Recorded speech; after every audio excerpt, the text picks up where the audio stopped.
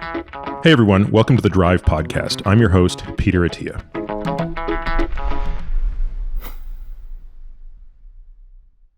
Derek, good to see you again. Well, thanks for having me again, Peter. Appreciate it. Yeah, so last time we spoke, we covered a lot of ground, and yet somehow at the end of it, we felt like there was still a lot to talk about. So hence we're back. And I'm going to do something unusual, which is I'm just going to tell you, hey, what do you want to talk about, as opposed to driving down my agenda. I have a bunch of things that I want to talk about, but curious as to where you think we should pick things up. Yeah, I think that a lot of stuff we covered at a surface level, and maybe there might be some unanswered questions or ambiguity on some specifics when it comes to, am I a good candidate for hormone replacement? How would I assess that? Should I be worried before I get on it? What kind of things should I look for? I feel like kind of getting clear on that might be worthwhile, because a lot of people are kind of in that boat where they don't know who to trust, they don't know who to listen to. And I know even yourself, you're kind of like teetering on the thought of maybe exploring it. So I feel like even seeing what your thought process is going into evaluating, is it viable for you, would be super valuable. Yeah. So let's maybe back up a little bit and give folks a quick primer on the topic, right? So let's just start by just talking about testosterone. I don't know if it's just that I'm more attentive to it, or there's truly been an increase in marketing efforts, but it really seems like the last decade, and presumably it's also just the explosion of social media and more channels through which this information comes at you. But clearly there's been a lot more attention brought forth to this idea. And it's very interesting because there's historically been kind of a negative connotation associated with testosterone, natural hormone. We can talk all about that. But of course, its role in drugs, as a drug of abuse in sports, has sort of tarnished it in a way that we don't see on the female side, right? So when we talk about hormone replacement for women with estrogen and progesterone, that doesn't come with the same performance enhancing benefits. Which is odd, eh? How like it's viewed as such a taboo thing, even though at the end of the day, it is just a natural hormone that you produce.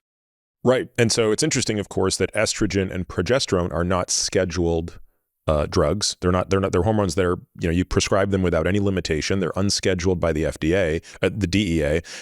Conversely, testosterone is scheduled and much more highly regulated. And again, the suggestion here is that there's potential for abuse that we presumably don't see with estrogen and progesterone. And that's neither here nor there. It just is what it is. So maybe let's just talk really briefly about testosterone, androgen receptors, how they work, the role of DHT, and what this does for muscle protein synthesis. Maybe just a kind of quick background on that. Yeah. So in general, most people are aware of testosterone as the primary masculine hormone, but in reality, it's produced in significant quantities in both genders, just proportionally more so in men. It's to the magnitude of 10x that of females, I believe. And also both men and women produce estradiol and DHT as well. They just have differing proportions and binding proteins and whatnot. But at the end of the day, the action in the body is the exact same. It still binds to the androgen receptor and induces gene expression and causes muscle protein synthesis and other anabolic actions in bone, psychoactive effects in the brain, etc. And just the magnitude to which it happens differs between sexes. And it also is what essentially determines how you sexually mature and differentiate as you enter adolescence. So you could realistically manually manipulate it too. And you see this in sport, doping scenarios, bodybuilding, males versus female, like you see it all the time. So ultimately, this is the primary androgen that dictates muscle growth and anabolic activity in tissues. And the metabolites of it kind of regulate a bunch of other things in the body, which we could get into. But to keep it like high level simple, it is the main primary androgen that men and women alike rely on, just at differing amounts. And I think we talked, I can't remember if you and I talked about it on our previous podcast. I know it's been discussed on the podcast, so I won't, we'll link to it in the show notes where I go into great detail mechanistically about what happens when testosterone binds to the androgen receptor and how that gets into the nucleus and how that impacts gene translation. or transcription into translation of protein. What's interesting, of course, is that you did mention DHT. DHT has a significantly higher affinity for the androgen receptor. Anything else you want to say about the role of DHT versus testosterone and we can just talk about it in one gender. We don't have to necessarily break it down. Sure. Yeah. So the spectrum of just what I said androgen, I didn't really elaborate what that even means. It's kind of like, as far as I know, the definition is essentially to be male or to make male or something related to masculine characteristics ultimately is kind of what you derive from androgens. And the further on this spectrum of androgenicity it goes, the more masculine and viralizing potentially in women it could be. So DHT is that hormone essentially that drives this pathway to the extreme and is what is responsible alongside testosterone for like maximal sexual differentiation, maturation in adolescence, like I mentioned. But, you see mutations in the gene that encodes for 5-alpha reductase, which is the enzyme that makes DHT.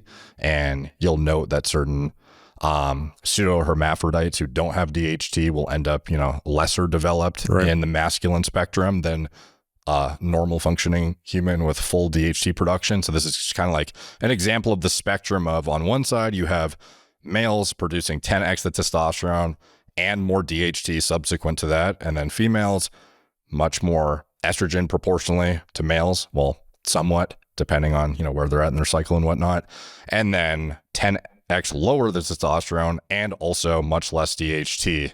And this ratio of androgens to estrogen essentially is what dictates, are you going to, have male characteristics or female characteristics, and how much are those characteristics going to get exaggerated? Because even if you're a full-grown female, if you expose yourself manually to these hormones, you could very much push yourself in that direction. So DHT, a lot of people know about it for its responsibility and like what it does for hair loss and some like the common side effects associated with it. But it is an important hormone that does regulate how masculine you become as you grow up. So I think that's the best way to put it. Yeah. And there's a critical window of exposure too. Mm-hmm. So embryologically, obviously, exposure to testosterone and DHT have an enormous impact on sexual differentiation later in life. I mean, I'll give you an example. I have a female patient who's on testosterone, and she accidentally, for a period of about a month, just didn't read the directions correctly and was taking 10x the dose. And that's not that hard to mess up. It's very easy to do. This is not like this is something you have to be very careful with because the doses are so small. And there's no FDA approved women's testosterone as well. Right. You could have it compounded in theory at a lower concentration. But regardless, she for about a month ended up taking 10x the dose, which means she was taking a male physiologic dose of testosterone. What was her total test, do you know? We didn't even bother. The symptoms immediately said there's something going wrong here. But the first symptom, interesting that she noted, I would have expected hair growth to be the biggest issue, but it was clitoral enlargement within just a period of a month. Yeah. The good news is completely reversible once the dose was restored to the 10th that it should have been. But I don't know anything about I don't really follow bodybuilding closely enough, but I assume that female bodybuilders are routinely using doses of that nature. Yeah, they are, depending on their guidance, somewhat or very aware of the masculinizing potential of what they're using. And some will avoid testosterone entirely because of that, because it is essentially equal anabolic as it is androgenic. So it begs the question, why would you be using testosterone as a female? If you're trying to achieve super physiologic muscle growth, you kind of know in order to push it to that extent, you're probably going to end up in male characteristic territory. So oftentimes they will defer to compounds like oxandrolone, which is Anavar. They'll use things like primobolan sometimes, metenolone, and so meaning much more anabolic, much less androgenic. Yeah, so these are synthetic compounds that have been manipulated to be more tissue selective, as in more anabolic activity relative to the male viralizing component. Unfortunately, you can't segregate the two entirely, but they do what they can. And the best thing they can do is keep an eye on the side effects as they manifest in very, very real time, keeping a close eye on it. I know some women who even have a like a decibel voice recorder, and they will monitor if their like tone is getting lower or not in real time. Because is that potentially an irreversible change if voice is changing? Yeah, so you have to be super careful, especially even in TRT. If you were going to do TRT as a female, a lot of the clinics nowadays will advertise and market testosterone in a way that is highlighting how great it is for libido, quality of life, I don't know, glucose management, muscle growth. Like there's a lot of things that sound attractive about it that are an easy sell to a female who, may be asexual and like perimenopause or something. And I've seen standards being promoted as cookie cutter. Everyone should have a 200 nanogram per deciliter total test. Wow. Which is crazy. That's very high. Yeah. So my mom actually got on hormone replacement a few years back, and I at the time wasn't overseeing, didn't really check what she was doing exactly. I just kind of trusted that the guy who was prescribing, he was very experienced and credentialed and seemed like somebody who I would go to myself to ask for a verification. Is this like a protocol that makes sense? And within just a couple of weeks, pick up the phone and I almost don't even recognize her. I'm like, what? Wow. Mom? It's like almost, it's skewing in the direction of male blatantly, but she couldn't really tell because what dose was she on? I don't remember exactly what the dose was because it was like a cream, and the compound in creams can vary, you said. So, but whatever it was one of the practitioners that promotes 200 to 300 total tests in females, which is like insane. Well, it might be worth talking about that for a second. I mean, we'll go back and talk more about TRT, but while we're on the topic, as you alluded to earlier, there is no FDA approval for testosterone in the use of women. So there is for men, of course, and there's obviously an FDA approval for estrogen and progesterone in the use of women. The thinking with testosterone is that when a woman enters perimenopause, not only does she experience the predictable drop in estrogen and progesterone, but with it, so too goes testosterone. And of course, the rationale is that testosterone is still a very important hormone in women.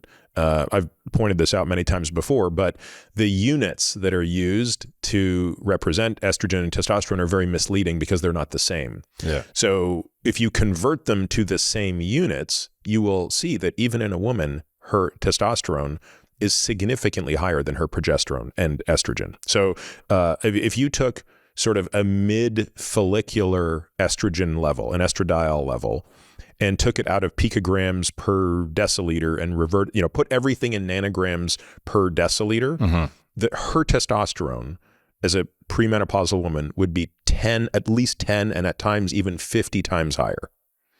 So the idea is, well, clearly losing a hormone that's that abundant must have ramifications. There are, you've alluded to all the side effects. And so the thinking is, well, we should replace it. And, the question is to what? Now, I've never heard a compelling case for why it should be replaced to a level that exceeds her physiologic limit in her 30s, for example. Yeah. And I've never seen a woman in her 30s with a total testosterone between 200 and 300 nanograms per deciliter. In other words, those levels exceed even her peak physiologic level. Yeah. So it doesn't surprise me that would be androgenizing women. Do you understand, or do you have a sense from the folks doing this what their rationale is for going so high? Yeah, I think their idea is simply that this is where we achieve like blatant symptom relief in everyone and a feeling of optimization above and beyond. Like this is what it should feel like when you take hormone replacement. And I think it's just creating a state of, like ultimately androgens feel pretty good if you were just crashed or, very low. And then all of a sudden you're essentially on, the male proportional equivalent of like a bodybuilder cycle or something. So yeah, it's, I couldn't say why they do it exactly, but all I know is it's too high, and it's very common to have some of these like viralizing outcomes. And if you're not keeping a close eye on them, they can really, really snowball. Because when you're seeing yourself in the mirror every day and you're listening to yourself, you don't really notice these little minute changes as much as somebody else. And then you might meet up with a friend a month later and they're like, what the hell? You don't even sound the same. Yeah. I mean, the other thing that amazes me is there's another symptom that is so common even at physiologic doses for women who are sensitive enough, because a lot of times you're treating a woman and let's say she's 45 and she comes to you and she has almost unmeasurable levels of testosterone. So she's sort of in the 10 to 20 nanogram per deciliter level. Now, you didn't know her when she was 30, so you don't actually know what she was when she was 30. And you don't know, people weren't measuring her testosterone 15 years earlier. But you say, look, we're going to set a target of 80 to 100 nanograms per deciliter, which is sort of in the ballpark of what would be kind of 70th to 80th percentile for women that age. But then it turns out that she probably was lower than that, because once you get her there, her acne is out of control. Yeah. Right. And so you would surmise from that, well, she must have lived at a lower level. And for her, 80 is super physiologic. And it's for that reason that I just can't imagine that they're pushing women to 200 and 300 who are not developing horrible cystic acne and, facial hair and all Some sorts of of other them things. like how much they feel so much. And now I'm having sex multiple times a day, even with my husband, who I didn't even want to touch, a couple months ago. So it's a pretty big shift. And if they like what they're getting out of it, sometimes compromises will be made in order to continue with what they think they need to be taking to achieve that feeling.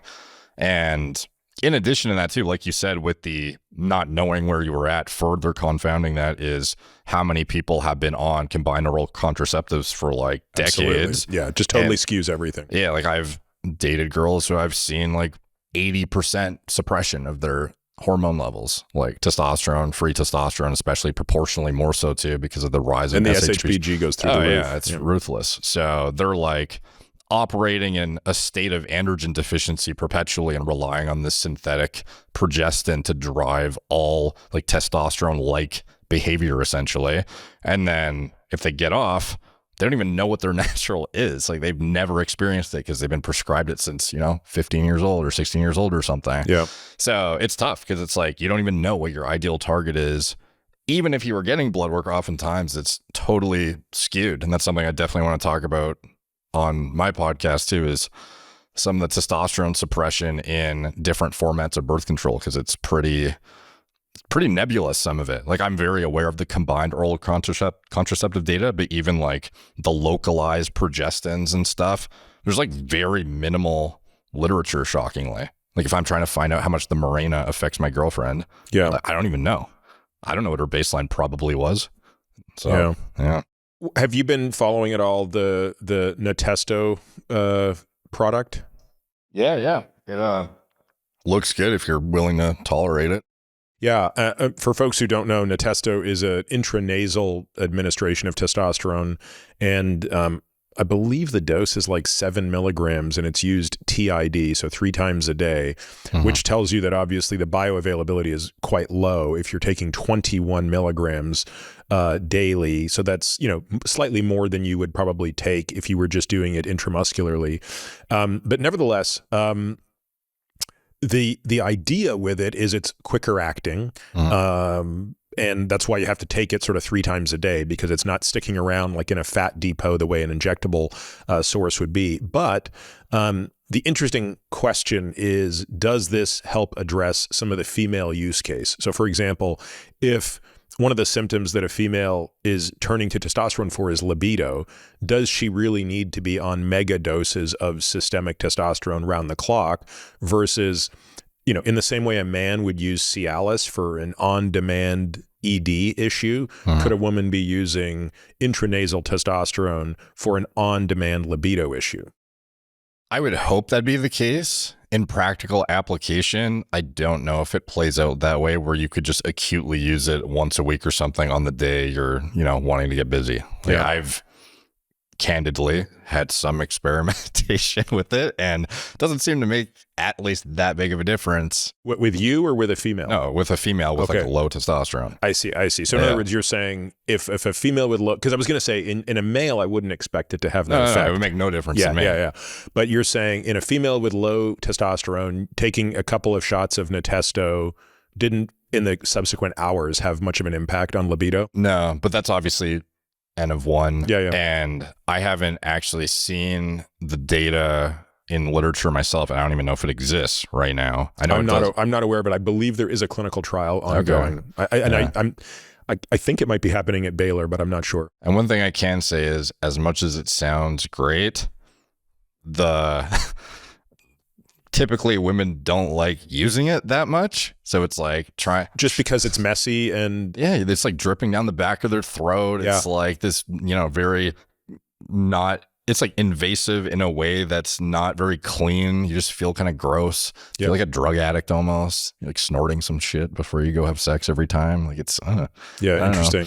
But obviously the not having sex and not having a libido, probably a worse outcome for many of them. So if it works in the short term on like a use by use basis, I'm sure it's individual case dependent, and I'm sure you could double up the dose and maybe get, more of a, bang for your buck effect. But I'm just like skeptical that anyone's going to use it more for novelty once in a while. And then I don't know. Interesting. Yeah. I've never actually seen the product. I don't know what the viscosity is. I don't know. I don't know what the user experience is like. So, is it particularly viscous, or is it kind of like a nasal spray that you would use for, an antihistamine or something? Maybe it's the one I had experience with was a compounded like replica of that. So maybe the Natesto formula itself is actually more tolerable. So I probably should have prefaced with that. But the, compounded variant that I tried that was replicating that product was not that pleasant. And it was like almost like creamy, not a spray. Yeah. See, I think I would want to see what the real deal product was like. Yeah. Let's talk for a moment about DHEA. So that's the other thing that seems to be all the rave today. A lot of my female patients are asking to be put on DHEA. And I'm not sure where this came from, because DHEA has been around forever. It's one of the few hormones that's available over the counter. That's a relatively unique situation to the United States. Very few countries. Not in Canada, though. Don't bring it back to Canada, or else you get it. That's my point. Yeah. So even across the border with our neighbors that we're otherwise pretty similar to, DHEA Schedule 1 it's like Schedule 1. Yeah. It's if you have that, you're doing something more illegal than having anabolic steroids. Wow, I did not know it was Schedule 1, and yet here it is. Go on Amazon and you can fill your boots with it. Yeah. Which makes no sense. No, it makes no sense. I mean, until you understand the you understand there's a dirty political story as to why that's the case. There's some really backwards compound selections though that are banned. Like, for example, you can buy ephedrine in GNC in Canada. It's like, why? It's literally used to make meth. And then here, it's a lot harder to get ephedrine. But then you can get yohimbine here, which is a fat burner we'll talk about later. And in Canada, it's banned. It's like, who's selecting what gets banned? A lot of women, for some reason, have recently, like in the past few months, been sort of saying, I want to be on DHEA, I want to be on DHEA. And, they're somehow being led to believe this is the elixir of life. And I'm sort of trying to scratch my head and understand why they're saying that. Presumably they're saying, if my DHEA levels are low, it could explain my low testosterone, and this is a quote-unquote more natural way to increase my testosterone. I haven't seen any compelling data that DHEA does much of anything. What did the data say? I haven't looked in a decade, by the way. So a decade ago, when I was really beginning to get interested in hormone tinkering, I came to the conclusion DHEA didn't do much. Yeah, if you look in males, you will find nothing of... no utility. It has no effect on testosterone. At best, you get a spike in estrogen and no testosterone, seemingly. through, whatever backdoor. And yet it's a USADA WADA banned drug. It's treated just as testosterone would be, or any other. Yeah, which is wild. But in females, it actually is useful and can increase testosterone to the degree that if you had, and this is a pretty wild study that I haven't really seen anyone talk about, I'm sure somebody has, but a few years ago, I was looking into, for the very reason of my girlfriend at the time was shut down to nothingness on a combined oral contraceptive. And I'm like, what can you do in this situation? And I found some papers that showed using DHEA supplementation exogenously. How much? 25 a day? 50. 50 a day, okay. And a full restoration of total and free test levels while still using your combined oral contraceptive. So like, to me, that's pretty damn impressive for something that's not like a cream you have to apply, spray you have to put up your nose. And this thing reliably, depending on, because again, combined oral contraceptives, there's many different variants you could get. So depending on the brand, you might have a progestin that's, more androgenic, or one that's less. Ethinyl estradiol is or isn't included. That will all vary. But in general, in like the traditional, most sold and prescribed combined oral contraceptives, it was restoring total test levels to that of baseline while staying on what is otherwise like a brutally suppressive compound. And do you have a sense of like what the increase was from what to what was total T on that regimen? Oh, it was like going from your natural 60 down to like 15 back up to 60. Okay, so 4x bump in total T. And this was only in women on an OC? Yeah. There's probably data on just not on anything, but I don't recall off the top of my head. Interesting. So why do you think women would be more sensitive to this? Probably because a significant amount of their androgen synthesis derives from adrenal hormone production, as opposed to men. It's like, if you castrate a guy, you can still squeak out like 30 to 40 nanograms per deciliter from his adrenals. Yeah. Yep. And in females, it seems to be similar depending on the woman, you know, Right. proportionally. But it could be 30 to 40 out of her adrenals could be 3/4 of her total testosterone. Exactly. Yep. So for men, it's like, you know, a drop in the bucket, but for girls, it's like maybe 3/4 of the bucket. I'm gonna check that paper out, but that might be a nice thing to have in your hip pocket if you live in the United States. One thing I can say though is DHEA in women who have natural levels that look pretty good. Like, let's just say you're on hormone replacement as is, and then you think you need DHEA for some subjective feeling of well-being. There's no real biomarkers to reinforce that you're deficient. Your EAS looks normal. Your testosterone looks okay. And there's not really like a clear reason. You just kind of think you need it.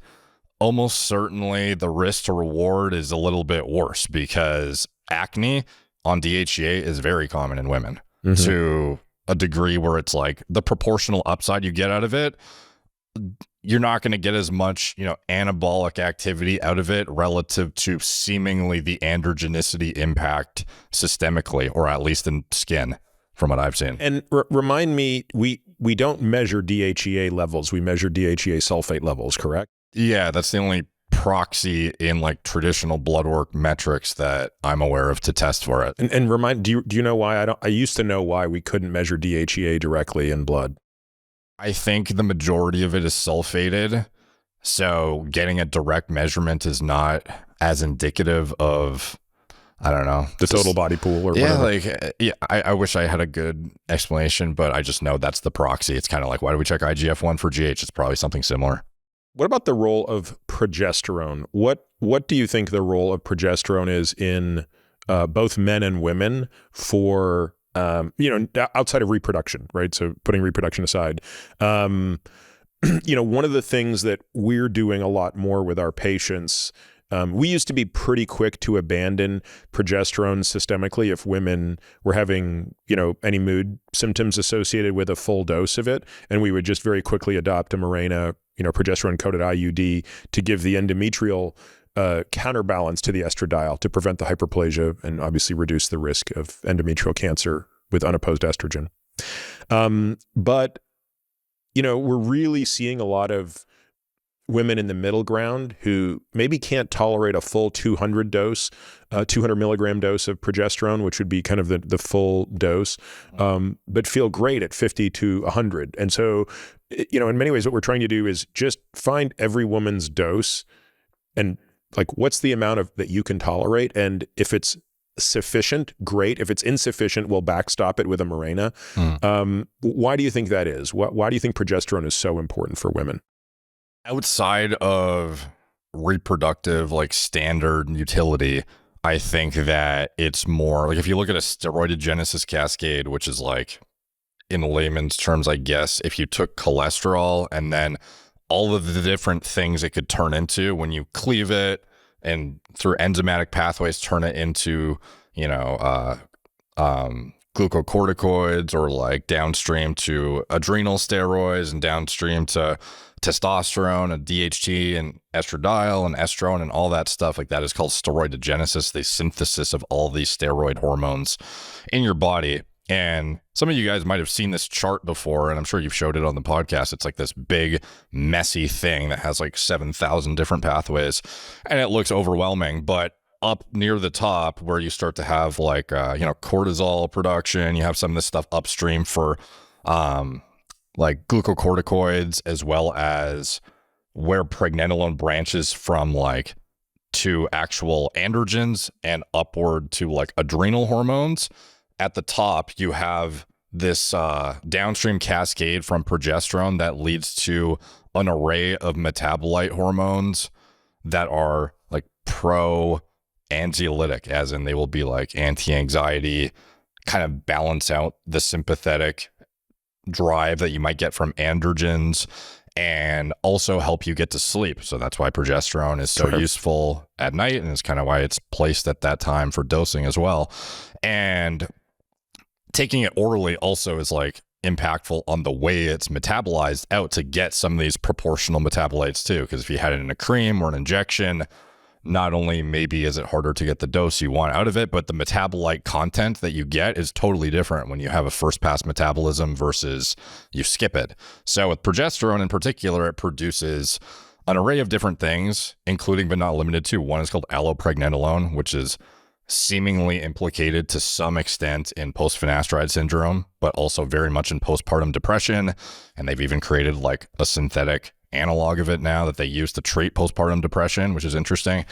But all of those different metabolites cumulatively, if you are deficient in, some amount of them, depending on the individual's biochemistry and genetic predispositions, could result in like a, more anxious human than otherwise. So the dose required to balance out, the androgenic signaling relative to all this other stuff going on, I would expect it would vary quite significantly female to female, and especially when you are backfilling hormones from a shut down state. Like, it's not endogenously regulated the same way when you have feedback mechanisms. So you're kind of just manually shooting stuff at your liver and hoping it's going to spit out the right amount of stuff. And you can only really do that through some sort of titration / experimentation, and what dosages seem to produce, repeatable outcomes in the literature we have available. So I would imagine a lot of women would, have a dose that is far less to achieve the outcome they want, or much higher, or perhaps don't respond at all because it's not what they need. Depends, but I think that would be my educated guess. Is there a role for progesterone use by men? Yeah, so I said this last time and you seem baffled, and it definitely does not have like an approved use in men. There's no like literature that points to it as this is something you should use in men or replace. But I do believe and see it play out where it could be useful to balance out some of that sympathetic drive and whatnot. And it kind of, you could look at blood work and kind of see, okay, in my like minimal negligible amount, should I be pushing that to the top of the negligible amount that is my threshold? Or and what doses do you see people using here? The same doses, like 50 to 200. Wow, that high? Yeah. And what are the side effects of that? So if you are not on exogenous hormones, it does have negative feedback. So similarly to most people are very familiar with how estrogen has negative feedback to the hypothalamus, pituitary, testicular axis, and testosterone through androgen receptors. But what often goes overlooked is some of the other hormones like progesterone. So progesterone isn't as potent of a negative feedback regulator that I've seen, but it definitely is. And it seems to maybe even have anti-androgenic activity as well. And if it does that through, competitive inhibition, or I don't really know off the top of my head, I don't recall how it does it, but it does seem to produce anti-androgen-like effects. And some of it may be mediated through the negative feedback, and some of it may be inhibited through actual transcriptional activity. But ultimately, it's something that will lower your ability to have androgen-like effects in the body to some extent. But if you're on TRT, it doesn't matter because you're already shut down. Correct. So what would be the benefits when you're on TRT? What is it helping you balance out clinically? I think very common, we will see disproportionately high free androgen levels in men, especially when you look at, a lot of guys will look at their total testosterone, their free testosterone, their SHBG, but what often goes overlooked is SHBG binds DHT with, I believe it's a 5 times higher affinity than testosterone. It might be 10. I think it's 5 though. Whatever it is, it's much higher. And that ratio of DHT to testosterone to estrogen that's freely circulating, your regulating mechanism in the body, the primary one, because SHBG is the main thing that determines how male you are essentially. That is, well, besides the actual production of the hormones, but DHT gets bound up with 5 times higher affinity than test, which is 20 times higher than estrogen. So if you have that regulatory framework kind of driven down through either a dose of testosterone that is higher than you need, or super infrequent dosing pattern that results in a disproportionate drop on certain days, or an array of different things, you could end up in this free androgen dominant environment where your sympathetic drive is kind of keyed up perpetually. And because you have a long ester compound in your system, you don't have the luxury of endogenous manipulation of your hormones going up when you need them and down when you need them. The pulsatile framework of your natural production is non-existent. You're just getting a big spike whenever you inject, and then it's slowly going to diminish out of your system until you want to inject again. And a lot of guys, even when they're doing, twice a week or something, you're still getting some level of spike and then dips and then spike and dips, where if you were a natural with normal natural testosterone production, it would be very pulsatile with a diurnal rhythm with natural dips and valleys and peaks, and it would not fluctuate where it's bam, bam. And if you look at a steroid plotter, you can kind of see how this looks, and you want to compare a steroid plotter to your actual rhythm naturally, it's not really the same.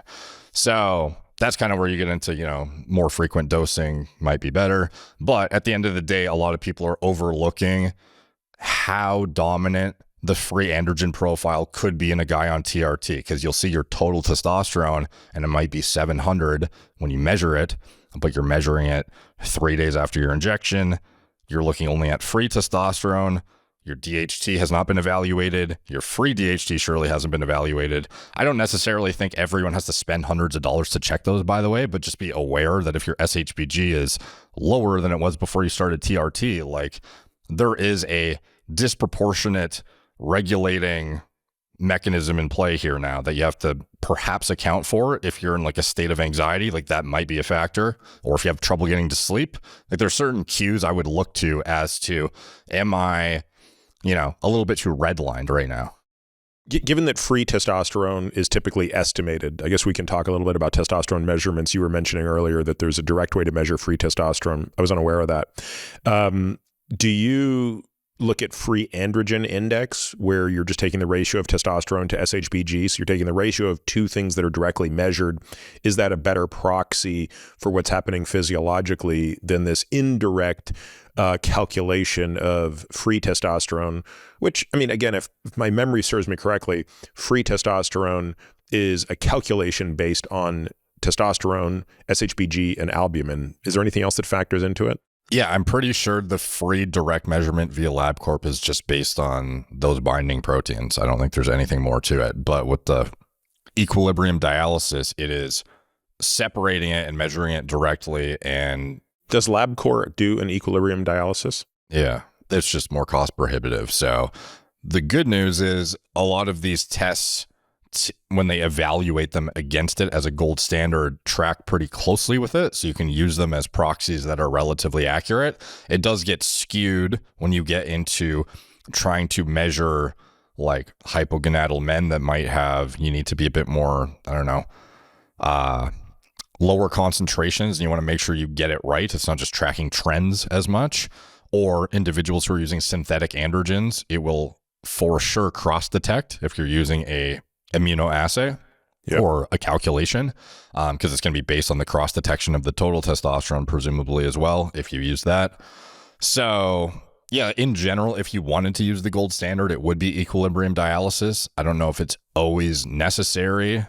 However, at a baseline measurement for people who are trying to get as ideal and accurate of blood work as possible, I would typically always go with the highest sensitivity. And that's like, even with your blood work, it's not like it was wildly different on some of the metrics, but like it was significant enough that it makes you.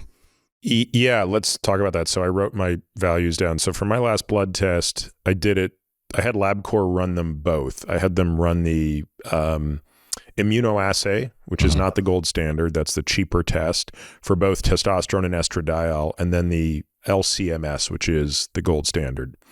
And so here's the difference. So the enzyme-based immunoassay for testosterone was 502, but the LCMS was 381. So for people who want to know how to tell if the test is that one, it says Roche ECLIA right beside it.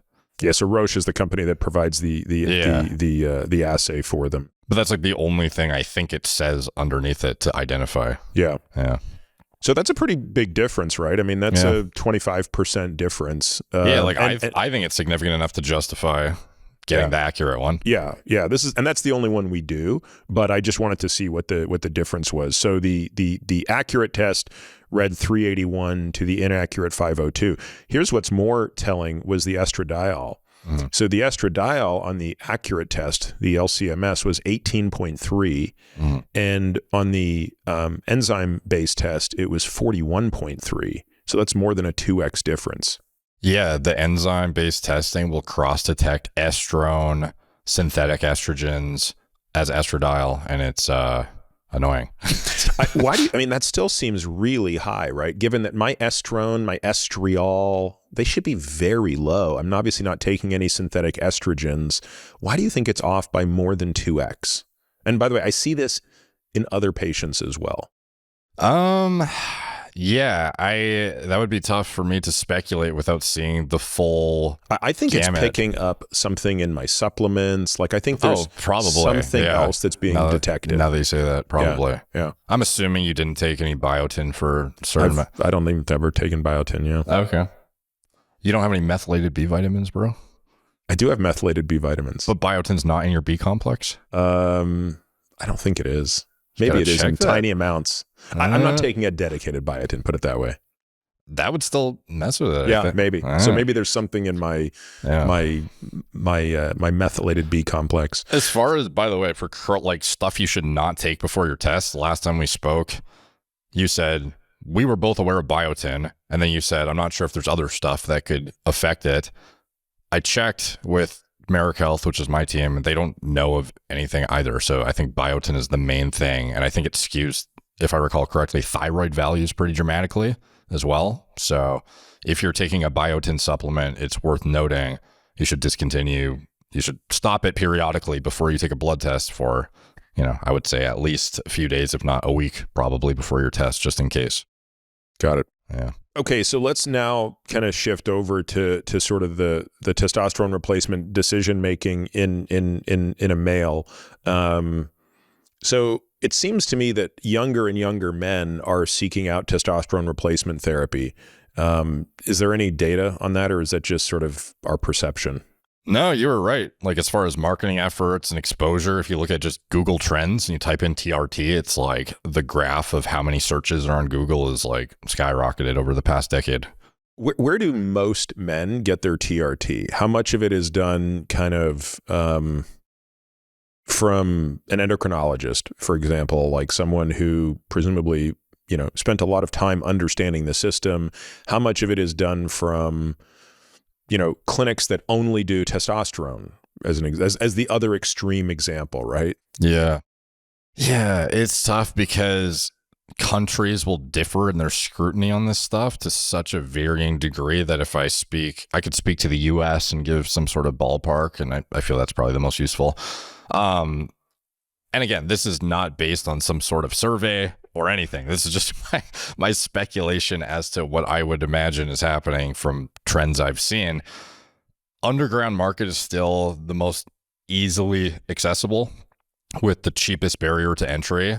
And with the, advent of internet e-commerce stores, it's not that difficult to find a website that sells testosterone or other anabolics and get some Bitcoin and buy it. So there's a lot of people that will get it from their gym bros or online. It's very accessible now. And the cost, aside from the prescription barriers of finding a doctor who you actually think will give you the prescription and not necessarily knowing when you go into that consultation or whatever that they're going to be, the flexible doctor that you need. It's just easier for a lot of guys to get it, black market. So there's a significant amount of guys, at least in the fitness industry, that are suppressed from their hormone use that will be on TRT underground. So I would say that probably the majority of them are on not scripted TRT, even like lenient like telemed clinics. I don't think most, I would say a majority are still using underground. And presumably crypto is what enables that, because otherwise the DEA would shut these things down. Or is it too much of a game of whack-a-mole, or there's too many of these around? Whack-a-mole. Yeah. So there's a lot that sell an amount of volume, presumably, that is not significant enough to focus on, or it's just like, it's so hard to track because even if you shut one down, another one pops up. It's based in some country that's not even the US supposedly, and they drop ship it and they use crypto, so it's harder to track the currency. It's like, got it. Yeah. And what kind of testosterone are these guys getting? Are they actually getting branded depot testosterone? Are they getting some knockoff from China?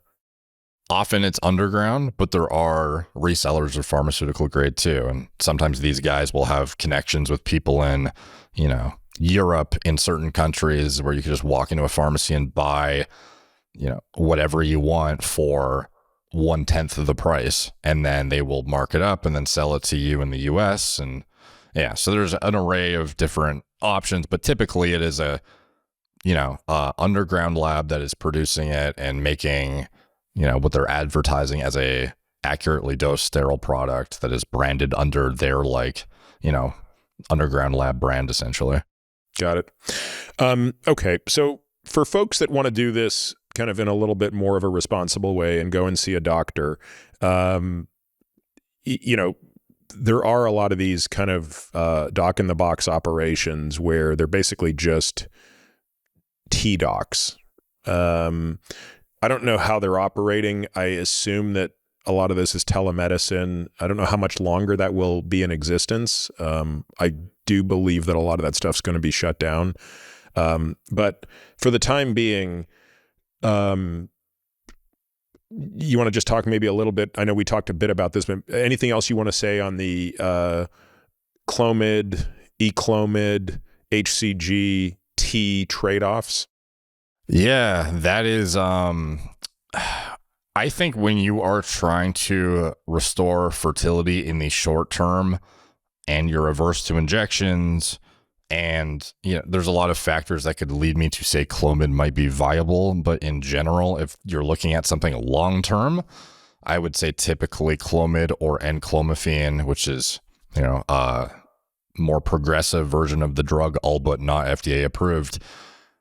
Neither of those I think are viable long term, at least from a risk perspective. You are essentially putting yourself in a position of long-term estrogen receptor antagonism in certain tissues, meaning you're going to be missing out on estrogen receptor activity in certain areas of your body that down the line could manifest an array of issues. Like if you look at the side effects of SERMs, you'll see weird stuff depending on the compound. Sometimes it's ocular issues or... What do we know about the long-term use of Clomid? Because we've got more data for Clomid than we do enclomiphene, which is, as you said, just a very, very close derivative of it. But they both work the same way. They both block estradiol, the estradiol receptor of the hypothalamus, correct? Yeah, and then the zooclomiphene component of Clomid, which has two drugs essentially in it because they will have differing effects.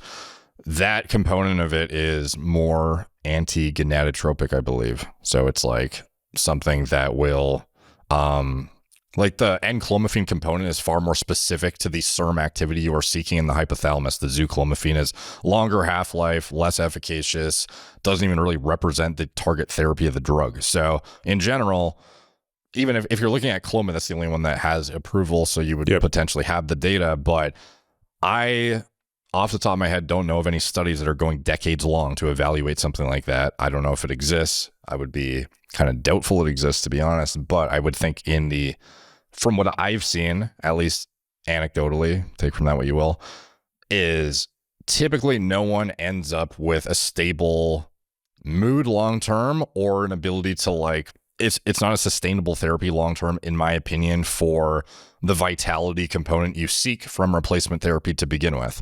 So perhaps on paper, your testosterone looks good, but it's more of a metric that you're using to justify the drug because you are achieving the target, which is, look, my testosterone's better now, but at the expense of literally tricking your brain through inhibiting very, very necessary mechanisms. So it's not like you are stimulating production through a means that is directly targeted. It is more like you are trading off the health of one part of your body to get an outcome that is potentially ROI justifying in another aspect of your body. So at the expense of estrogen receptors working everywhere in the body, you're getting more testosterone. And is it blocking estrogen receptors everywhere or just centrally?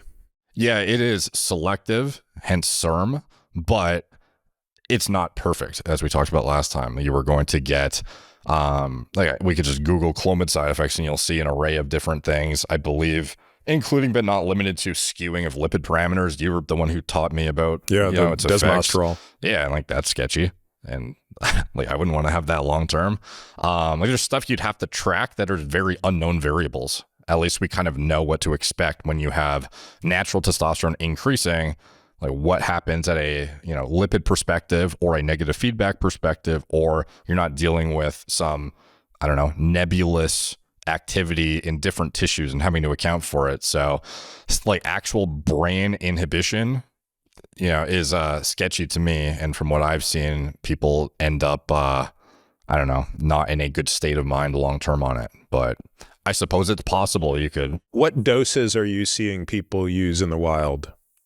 Like 50 milligrams daily, 50 milligrams 3 times a week, 25 daily? Around 50.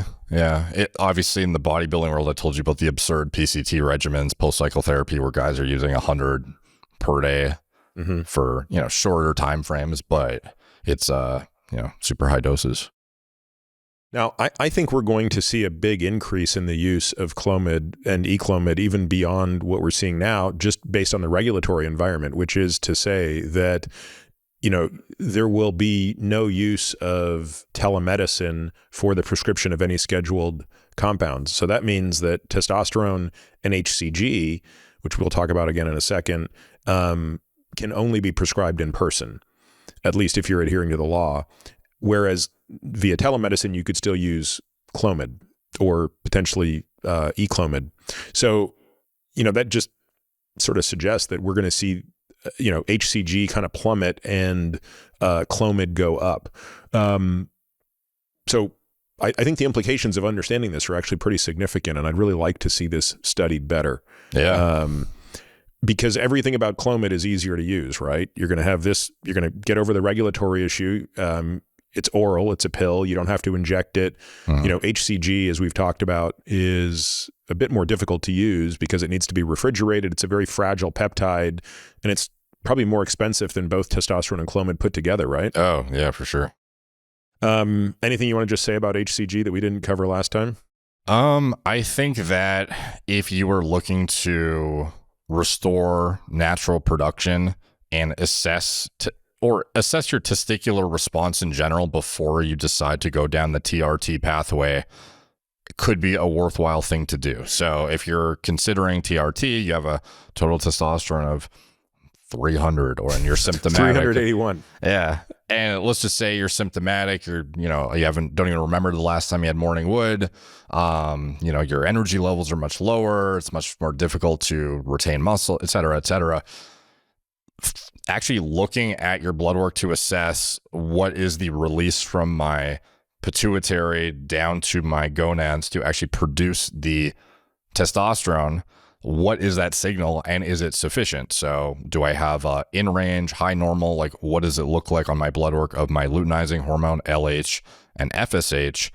And if it looks to be adequate or even high, would be even more indicating if something's wrong, you could determine from there, why are my testes not responding to it? And then from there, there's a way to delineate down to... Yeah, but here Clomid and Clomid gives you two pieces of information, right? Yeah. It tells you the pituitary response and the gonadal response. HCG will only give you the gonadal response, right? You're not getting any pituitary information out of it other than the shutdown, but that's not real. That's obvious. Correct. But I was just saying, as far as interpreting the blood work to understand what luteinizing hormone even does in general, you would be looking to your response at the testes to this signal from your brain. And if you're going to use an HCG, you can mimic that, which is HCG essentially, it's not identical, but it looks very similar to LH, and it behaves in a very similar way on the luteinizing hormone chorionic gonadotropin receptor, which initiates the Leydig cell stimulation and intratesticular testosterone production that you would want to actually produce natural testosterone. And when you use an HCG, it's the only way you can directly do that if you had an inadequate signal. But the only viable way that would be something you could stick to and have as a monotherapy, as in it's the only thing you're using for your HRT, is if your testes are healthy enough to respond to it to make the testosterone. So when people are trying to determine if they should take literal synthetic testosterone, I feel it's worth fleshing out. What is my actual health of my testes first? But let's say you learn this. Okay, so let's say with my testosterone of 381, I take HCG, and my testosterone goes to 1,200, 1,000, 1,200. Like, it goes to upper end of the range. So we've learned that, hey, my hypogonadism is central. It's not peripheral, right? Somehow my pituitary isn't making enough signal because clearly my testes can make enough testosterone. Armed with that information, what is the best course of action? Is it to stay the course and just say, well, hey, keep taking HCG because at least your testes are responding to it? Or, is there some obvious problem solving? And I'm thinking about this even in my case, right? Because, like when I think of all the things that would normally impair pituitary function, the first thing that comes to my mind is sleep disruption. Yeah. And, knock on wood, that's one thing I've pretty much got down in the toolkit. My sleep is great.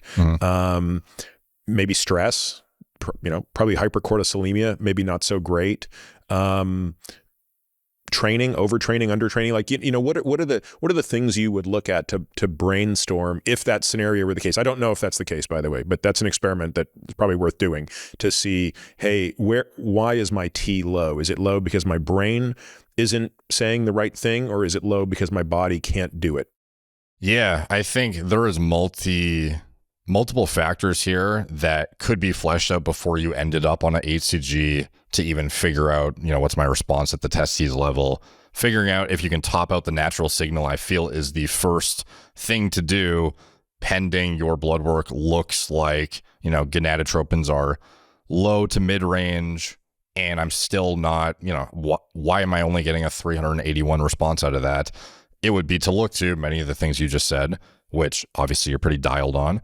And then above and beyond that, it would be assessing the basics like micronutrient intake, macros. Are you eating enough to recover relative to your training stimulus?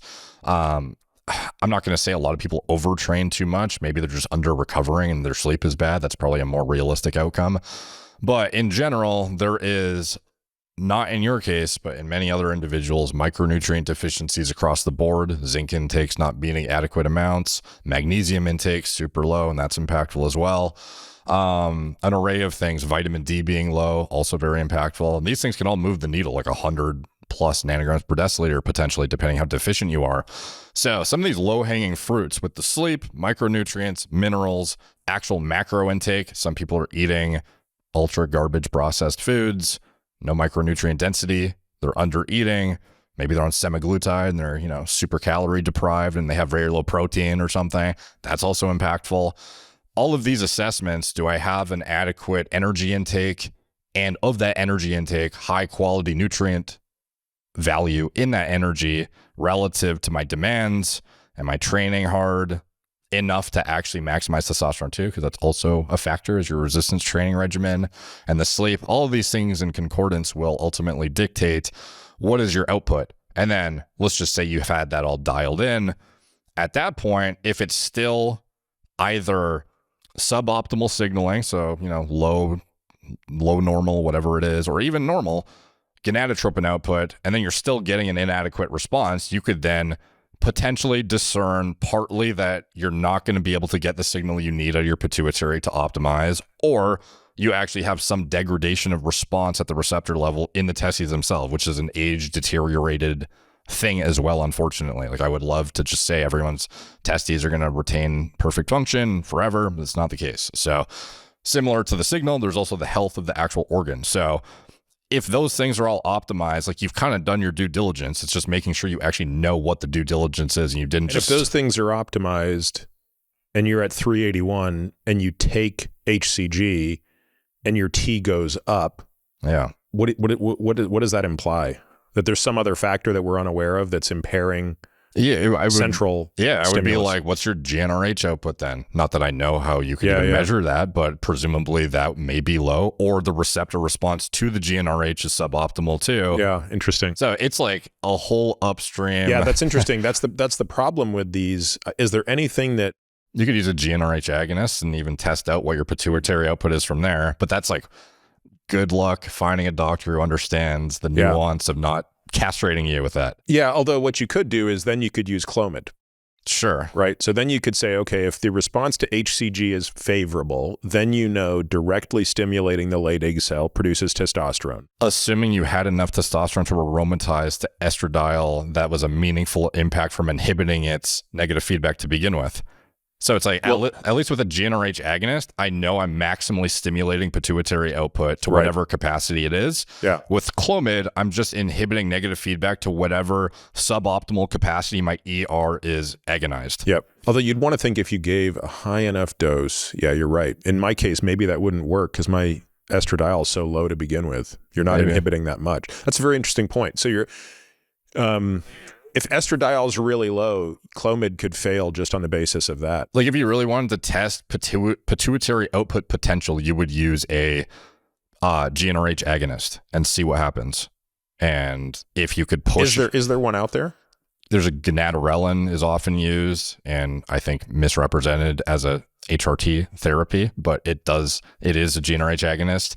There's other ones that are used for other indications, but they exist. But again, it's interesting in that the question is that what's the so what, right? Like, so this is a super interesting line of inquiry.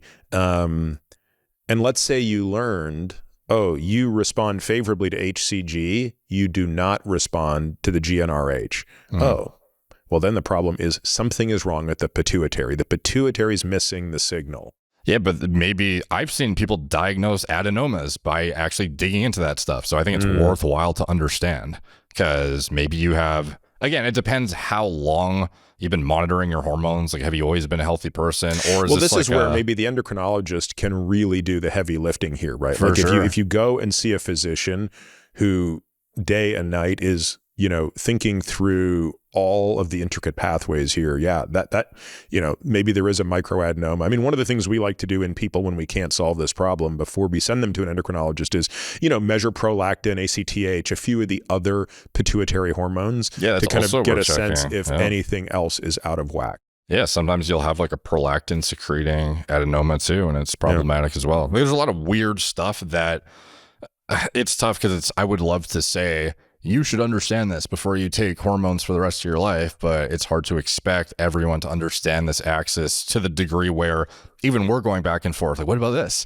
So it's like, how would I ever expect, like you just have to find as good of a medical provider as possible, I suppose.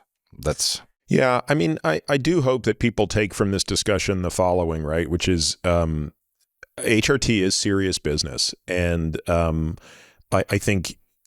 do think a lot of people are doing it incorrectly. And I think there are a lot of really irresponsible people out there who are,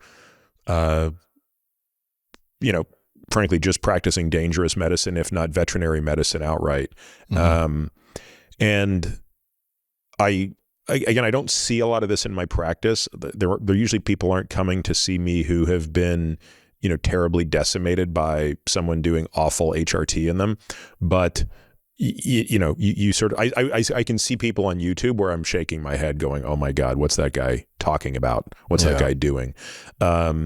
So, there is clearly a use case to understand this stuff before you go down the rabbit hole. And hopefully this type of content helps. Anything else you want to say on TRT before we kind of pivot to something else? Yeah, I guess just to, put a bow tie on the whole natural stimulation thing.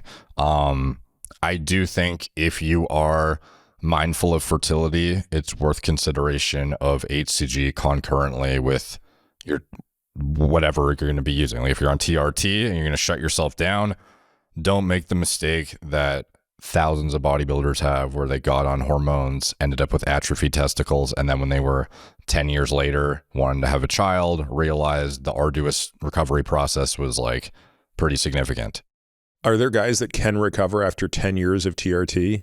So I dug into that because you asked me about a 5-year last time I was here. Sure, 5 The years. longest I could find was 4, and it seemed to be pretty reliably restored, but there are some that just doesn't seemingly. In general, and these guys if you're on, so you're saying someone is on uninterrupted testosterone replacement therapy for 4 years. These were abusers.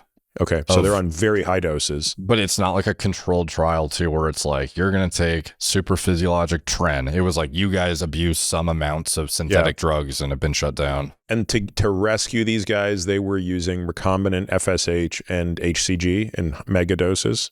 No, they were just doing whatever PCT they deemed worthwhile in general. Some of them no PCT. So it wasn't a trial where they all got I see. It wasn't a standardized recovery. Yeah. But what I've seen, at least from these studies, which, admittedly, and it's not like I'm behind them or anything, so it doesn't really matter, but they're not the most high quality controlled things, but it's very difficult to control for illegally used drugs at abusive dosages in random bodybuilding population. So what we see, though, in general is once the hormones have left your system and there's no more residual negative feedback, there is a recovery period that could be as short as, weeks to months. But in general, most people will recover within 1 to 2 years, even if abusing. Yeah. But it's not 100%. When we last spoke, we talked about a whole bunch of peptides. Mm-hmm. And so just recently, meaning after we spoke, but before this discussion, the FDA came out and took a list of about 30 peptides and put them on a list called Category 2. Now, this included 6 of the peptides we discussed, including BPC 157 and CJC 1295, ipamorelin. That's right. So a bunch of the things we talked about. That's right. Are now on this Category 2 list. And I've been doing my best to understand what that means. My interpretation of what it means to be Category 2 is these can't be sold. Compounding pharmacies cannot make them. And any interstate commerce of these things is a felony. That said, I've noticed that there are still sites selling these peptides, and they seem to be suggesting that they're selling them for research purposes, which is clearly bullshit. What's your understanding of this FDA ruling? I think that the ruling has basically put them on a super high risk list, essentially, whereby they're not outright banned, but you will invite heavy scrutiny and perhaps legal action should you decide to make them, because you will essentially have to, I don't think it's maybe it's not comparable, but in the dietary supplement world, they have a advisory list and they will pick certain things they think are high risk and add them to this list. And then if you continue to make or sell these, you may receive a warning letter, at which point you have to either discontinue immediately or they will take you to court and you have to prove why it's DSHEA compliant and legal to sell. And you could have a court appearance where you could try and make your case, but you will lose essentially. So I don't know if this is going to be the exact same outcome because it's, pharma stuff too. So it's probably, heavier scrutiny. But from the people I've talked to in the compounding world, people who even are in the business of selling peptides, they seem to think it's, I don't know, the commonality that I'm seeing is it is very risky.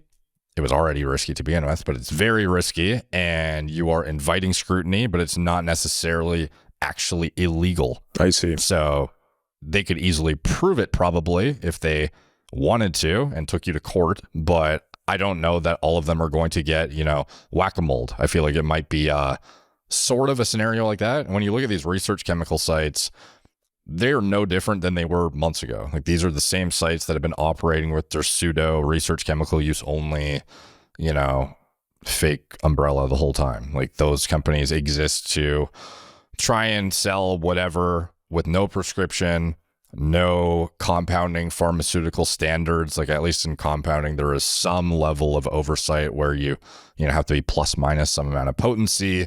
You should be submitting it for microbial testing and stuff. And in this world, it's, you buy it from Alibaba, private label it, and then you sell it online. That's what these research chemical sites are. So maybe some of them are doing HPLC testing, but that's like, the really responsible ones, if you want to call it that, like relative to the rest of them that are just straight up buying it, repackaging it, and selling it. And yet, I think, do people buy there with a credit card, or they're not having to use crypto to buy through these sites, are they? I think it depends on how big the company is, because sometimes you could get away with credit card processing up to a certain amount until, Stripe or whatever your processor is determines you're doing something high risk that's not a part of their, compliant activities. And up until that point, oftentimes they're accepting credit cards. So the bigger companies will do Bitcoin only or other, more loophole ways of paying, MoneyGram, Western Union, stuff like that. Typically crypto. But some companies do credit card too. Yeah. So the rationale for putting these 30 peptides on this category 2 list provided by the FDI is it's a safety question, right? So the question was, we don't have sufficient data on the safety of these things, so we're gonna sort of schedule them in a way. Was there anything else to it? I mean, is there any reason to believe that these things were harmful, or I guess I just don't really understand what the rationale was. And by the way, I'm not saying I necessarily disagree with it. I'm trying to understand what's being communicated in this ruling with respect to these peptides. I think publicly what they're saying is it's a safety concern, and there's no actual FDA approval to justify the production of these and prescription of them, which is not the most unreasonable conclusion, I suppose, given that a lot of these are research chemicals at the end of the day. Like it's not like Melanotan 2 has a, application right now for somebody who's too white, So it's some of this stuff is very, fudged at the end of the day anyways, with compounds that got abandoned in the middle of a pipeline, but people had a demand for it. So the research chemical companies have never stopped selling it, and then compounding pharmacies, the ones that are willing to risk it for the biscuit, will, make a certain amount and in quantities that they deem is, enough to satisfy the perceived demand, but not enough to get whack-a-mole potentially. So Yeah, it's really weird because you would think it'd be black and white. You don't make it or you make it illegally, and that's kind of it. And I think a lot of people do believe that it's gray area enough that it is still legal to make. And there are small compounding pharmacies that are going to do business as usual. I think some of them are looking to other abandoned, pipeline products now to replace the existing ones because those aren't on the list, even though they're similar mechanism of action or whatnot. And you could find a catalog of Frankenstein compounds that a pharma company didn't want and get it from China and then do the whole process over again because, there's endless amounts of those. Why do you think there's such an epidemic of interest in this stuff? I'm constantly amazed at the frequency with which people forward me, links to these bizarre molecules that they've heard some influencer talking about on social media, and they're asking me like, should they be on it? And I got to tell you, my patience for it is so so low. It's so thin. Yeah. When it's like, if you would spend, I don't know, take half the amount of time you scroll social media looking for obscure molecules that idiotic influencers think you should be taking, and maybe put it into working out. Yeah. Like, call me then. Yeah. But is this just a symptom of our quick fix obsession? I think some of it for sure is. And one thing I do want to preface too is I probably should have also mentioned some of those compounds I do think are useful. We talked about them. Yeah. Some of them have utility and I think are a shame that they're banned or harder to prescribe now or get or what have you. Some of them I feel like had no use being sold to begin with, and then some are, things I'm sad to see. Did we talk about CJC 1296 last time? Yeah, we did. And what was the upshot of it? It is a good GHRH analog, so it works quite well in conjunction with growth hormone releasing or GH secretagogue that will essentially enhance the output of growth hormone concurrently. So it's not bad. It just never made it through its pipeline. I think tesamorelin is superior for that purpose, and tesamorelin is still okay. It's an FDA-approved drug for lipodystrophy, and presumably it's still going to be prescribed and sold.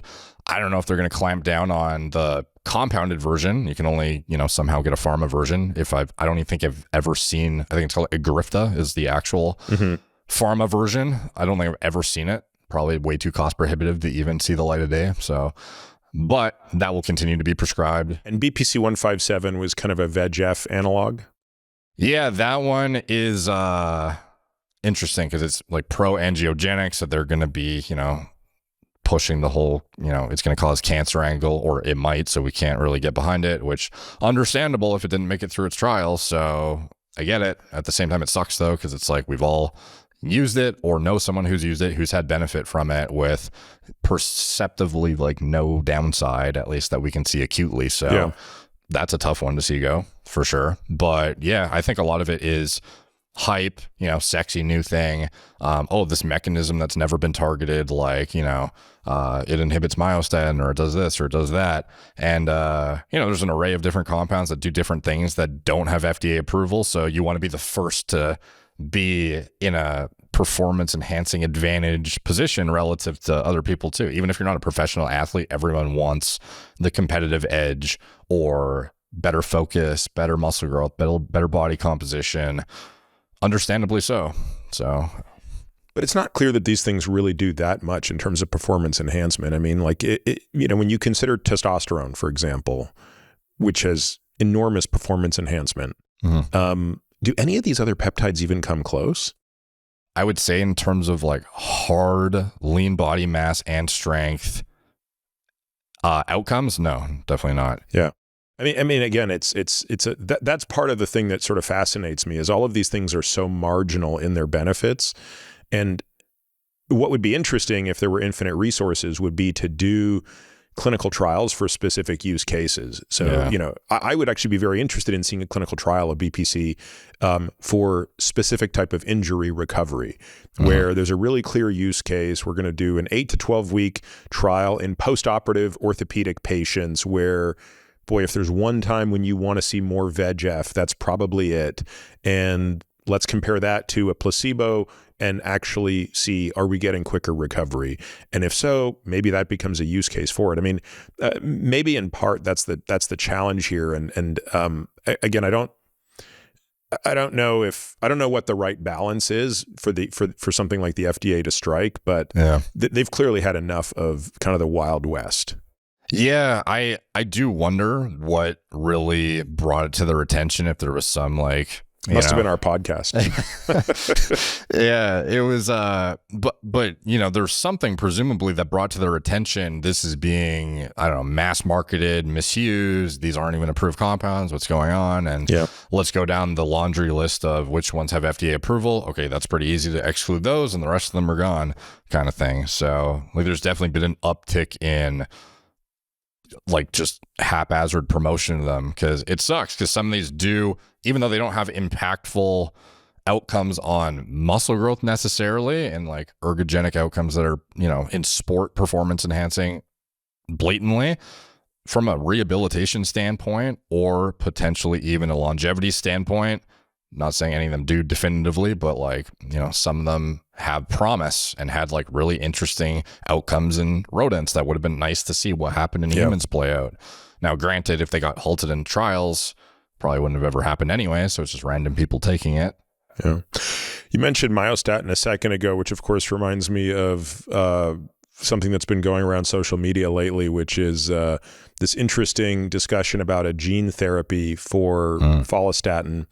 So for folks listening to us who haven't been following this, I guess there's a gene therapy out there where you introduce a vector to somebody and I don't think you fully silence, but you clearly attenuate. You activate the gene for follistatin.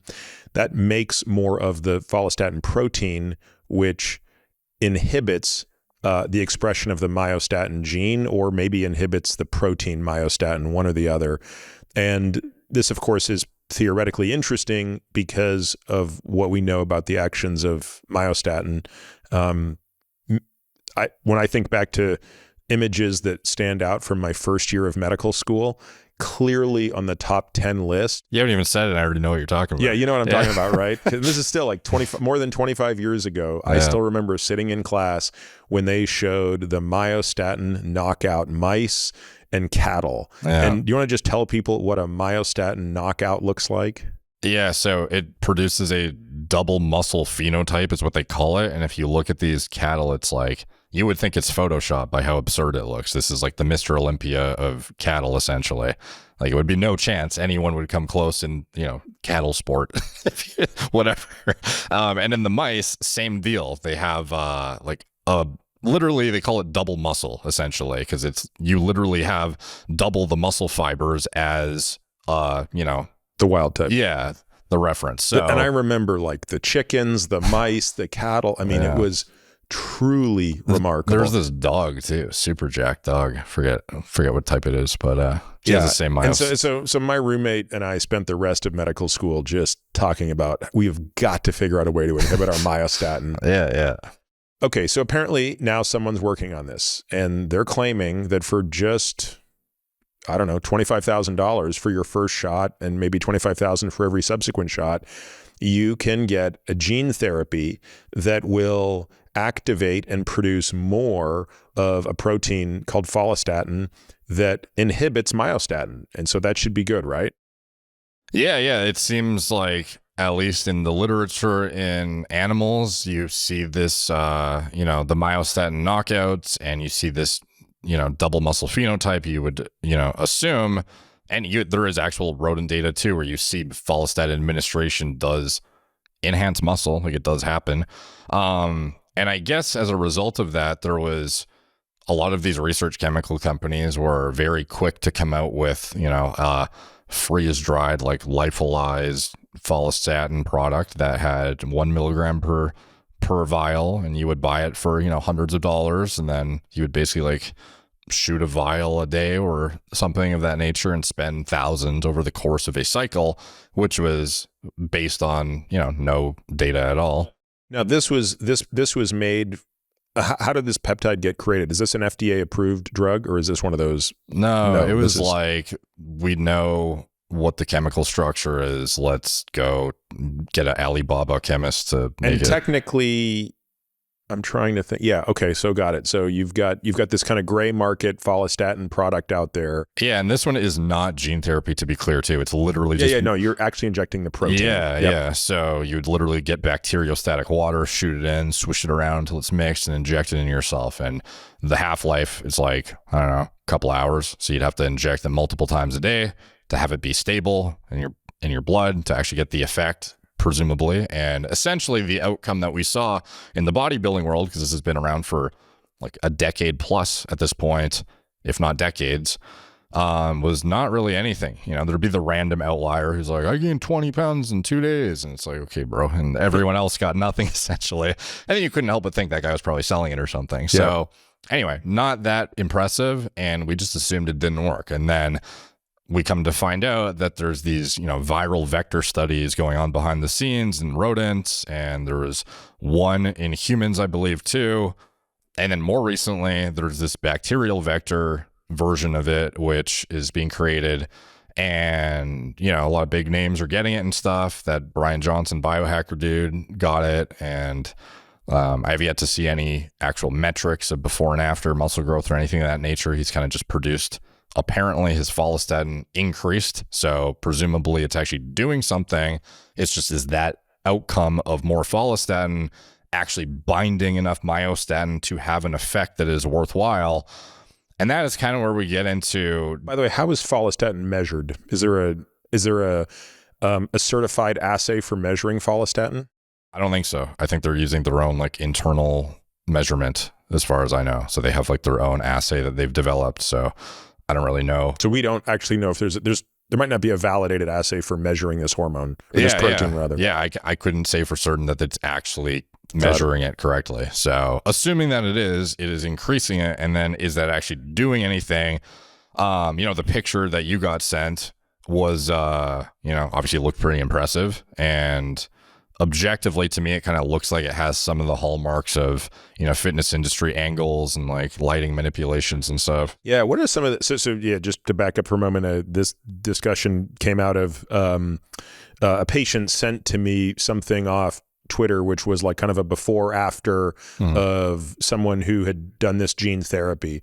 But, just for folks who aren't in the space, including me, although I feel like I kind of can see the bullshit when I look at it, but walk through how do you take a pre and post photo and create the most difference? Because you've actually sent me pictures before of pre and post on the exact same day. Yeah. And they look totally different. So clearly there's no biologic difference, but there's a huge aesthetic difference. So what are the tricks that people use to manipulate photos, shy of just straight up Photoshop? I'm sure similar to anybody watching has probably had a cheat day. And when I say cheat day, I mean just a day you go off the rails and eat whatever junk you want, where you had horrendous distension of your stomach to the point where it almost looked like you're, holding an alien baby or something. Like, that is not uncommon for us to have all dealt with at some point. Some really bad digestive problems. And a lot of times these before and afters are not actually shot. I'm not saying this is the case with this, before and after, by the way. I'm just saying in the fitness industry, pretty typical, especially years ago when they could get away with more egregious examples of this. And it's gotten a little bit better now, but now there's Photoshop and all that shit. But anyway, you could, and what is typical, people would take the after shot and they would get their pump. They would make sure that they have heavy downlighting. They'd be like oiled up potentially. They would be in the perfect circumstance, essentially, for even temperature. Vasodilation changes just in temperature very massively. I could go and So you want a higher temperature, presumably? Yeah. So if we went in your gym and we cranked the heat and I did, 5 sets of curls, 5 sets of something, I could get my arm vascularity to look unrecognizable compared to what it is now. And then I could walk outside and you would see me just like disintegrate in front of you, essentially, as it all vasoconstricts from the cold.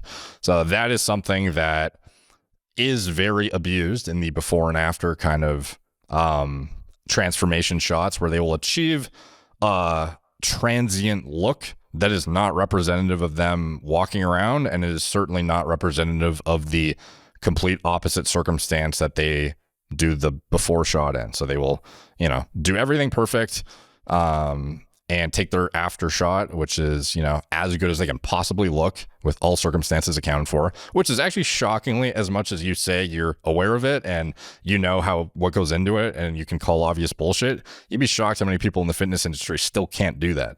They'd be like, how'd you gain 30 pounds of muscle in like 3 weeks? It's like, dude, you should know this. You watch these videos all the time. Come on. So anyway, and then you would take the before shot, and depending how egregious you want to make it, you go in much worse lighting after you have successfully downed, 4,000 to 5,000 calories of processed garbage food. Ugh. And so you actually are swelling. You're so inflamed. Yeah, think of everything you could do to look as horrendous as possible, even down to the facial expression of looking disappointed on camera with how abysmal your physique is. Right. Yeah. So and of course you deliberately stick your gut out to exaggerate it. Yeah. And it's not hard because you're so distended too. It's just like, exaggerated, plus you're distending it, plus you're looking disappointed. Plus you're not flexing. Yeah, you're rolling your shoulders forward instead of rolling them back. You're not, you have no pump. You just walked outside. You've been hanging out, eating shitty all day. There's a lot of things that it sounds like these factors are not significant enough to make this big of a difference. Until you see them all stacked. Yeah, and if you haven't gotten to 10% body fat or less, I can't highlight enough how dramatic it can really get. Like sometimes you'll see a guy who's 150 pounds who's shredded. In the perfect lighting circumstances, the guy could look like a Mr. Olympia competitor through angles, lighting, etc. And then you see him in real life with a t-shirt on, you're like, dude, do you even work out? Like that's how dramatic it gets. And I don't know why people don't. Well, I think I know why. I think a lot of people have never got there to know what the difference is. But when you're lean, it's a pretty dramatic how much you can fudge things. And it is abused to high hell by people who want to sell things. So anyway, in this circumstance, I'm not saying that's what happened. Like there was a pretty impressive before and after for what is supposedly, I don't know if he used, drugs alongside it. That wasn't really at least clearly disclosed at the glance I took at the caption. Maybe it was, but there was no change in nutrition and exercise supposedly. And he looked quite a bit better, but it also, had a little bit of the, the sniff test was a little bit like, you're kind of like sticking your gut out a bit, are you trying to look worse? So I don't know, like the guy, he seems like a nice guy, the guy who's kind of like at the forefront of, speaking about its utility and all the, viability it may have in regenerative medicine. And there's no viralizing outcomes either because it's not acting through AR. It's like an independent mechanism. So like it sounds cool in theory, but the outcomes we see, at least clinically, have not been impressive enough for me to be, floored by it. So I'm not sure if the transformations we see online are typical or if they're, a little bit exaggerated or what, but I think there's some level of, potential exaggeration that comes with this stuff. Yeah. And how much muscle mass are they? Because they did a sort of open label trial, didn't they?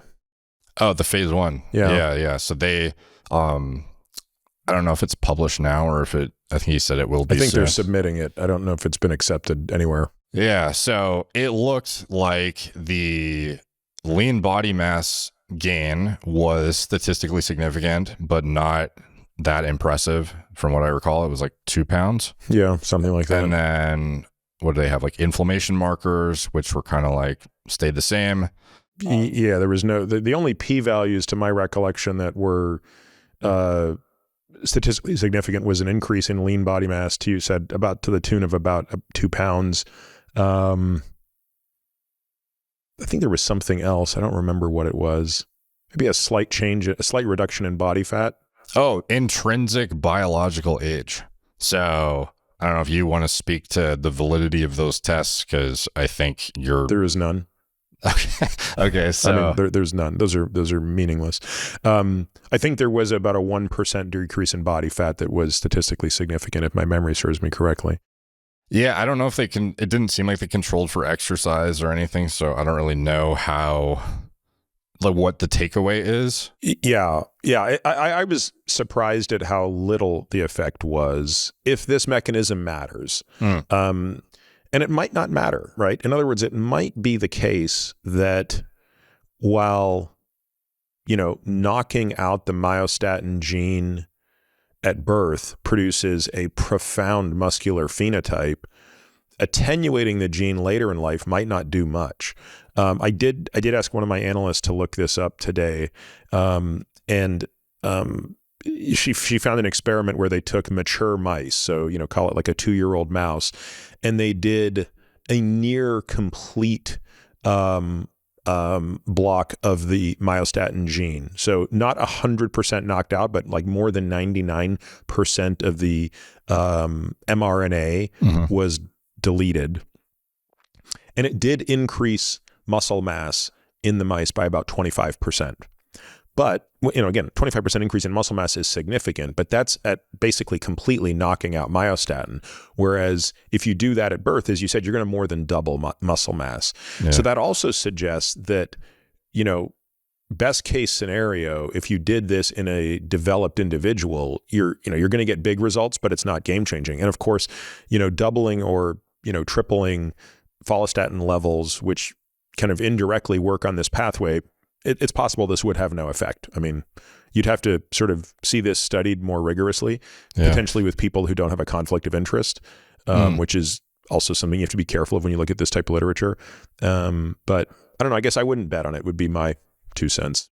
Yeah. Like I'm, apparently there's a phase 2 trial that is happening either in Canada or Japan. And then there's 6 month results that are more impressive that they're highlighting.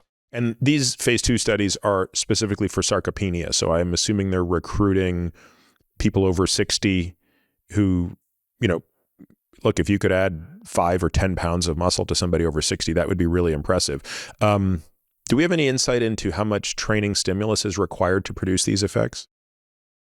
Yeah, I don't know what their phase 2 trial is going to encompass or the inclusion criteria or anything, but I don't even know if they're using training in the phase 2 as so it's tough for me to, I literally just learned to about me, an interesting study would be a placebo, a placebo group that trains, a treatment group that does not train, and a treatment group that trains. That would be a very interesting comparison. Yeah, no, for sure. Because I'd love to see, placebo who train to no stimulus treatment.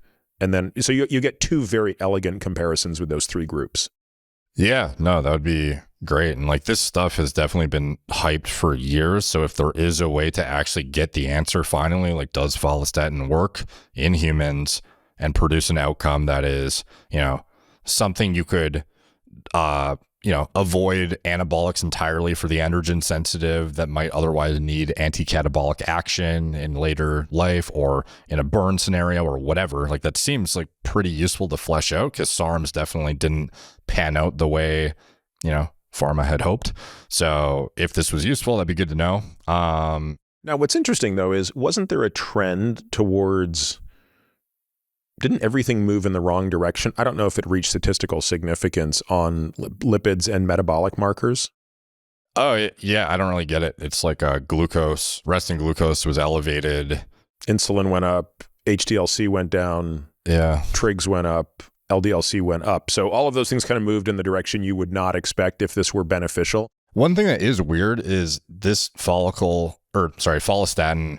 When I was looking it up, I kept seeing the FSH inhibition statements, and I was like, is this some sort of like precursor? And I'm misinterpreting the acronym because surely it's not intertwined with follicle stimulating hormone. But it turns out it actually used to be called like follicle stimulating inhibitor hormone or something. And it's like primary mechanism that was known was how it would inhibit the production of FSH at the pituitary, which is really weird. That is something that apparently the isoform used in this vector is one that is less specific for that component of what follistatin typically does endogenously. But that is, I don't know if there's some off-target mechanism that is resulting in the the glucose aberrations or whatnot, but like I have no idea what would be causing it. Well, it'll be interesting to see the phase 2, as you said, and hopefully they study it with a large enough sample size that you can sort of make sense of it. Yeah, anecdotally, there's some like big names that are using it, and I don't know if it's placebo or what, or if some of them are getting good results and it's just like outliers, or I don't know. I don't really know. Yeah, I got to tell you, my interest in hearing about what celebrities are achieving using, any sort of treatment is zero, right? And I'll tell you what, just for people to understand this nonsense, it doesn't matter what celebrity X achieves using drug Y if you have no idea how their diet has changed, how their exercise has changed, how many steroids they're taking alongside of it, whether they're being paid to talk about it. Like, all of these things so dramatically impact what message gets filtered down to people that, I just don't think we could work hard enough to increase the scientific literacy of people to help them make sense of this. Yeah. And just notable, by the way, for anyone watching who's not a member of The Drive, like, this is why I pay for your membership, is like the trust factor I have in your stuff is like above and beyond any piece of content I consume, essentially. Like, there's no bias, there's no financial incentive, even to the degree of you don't push companies you're an investor in. Like, it is just legit facts, totally unbiased.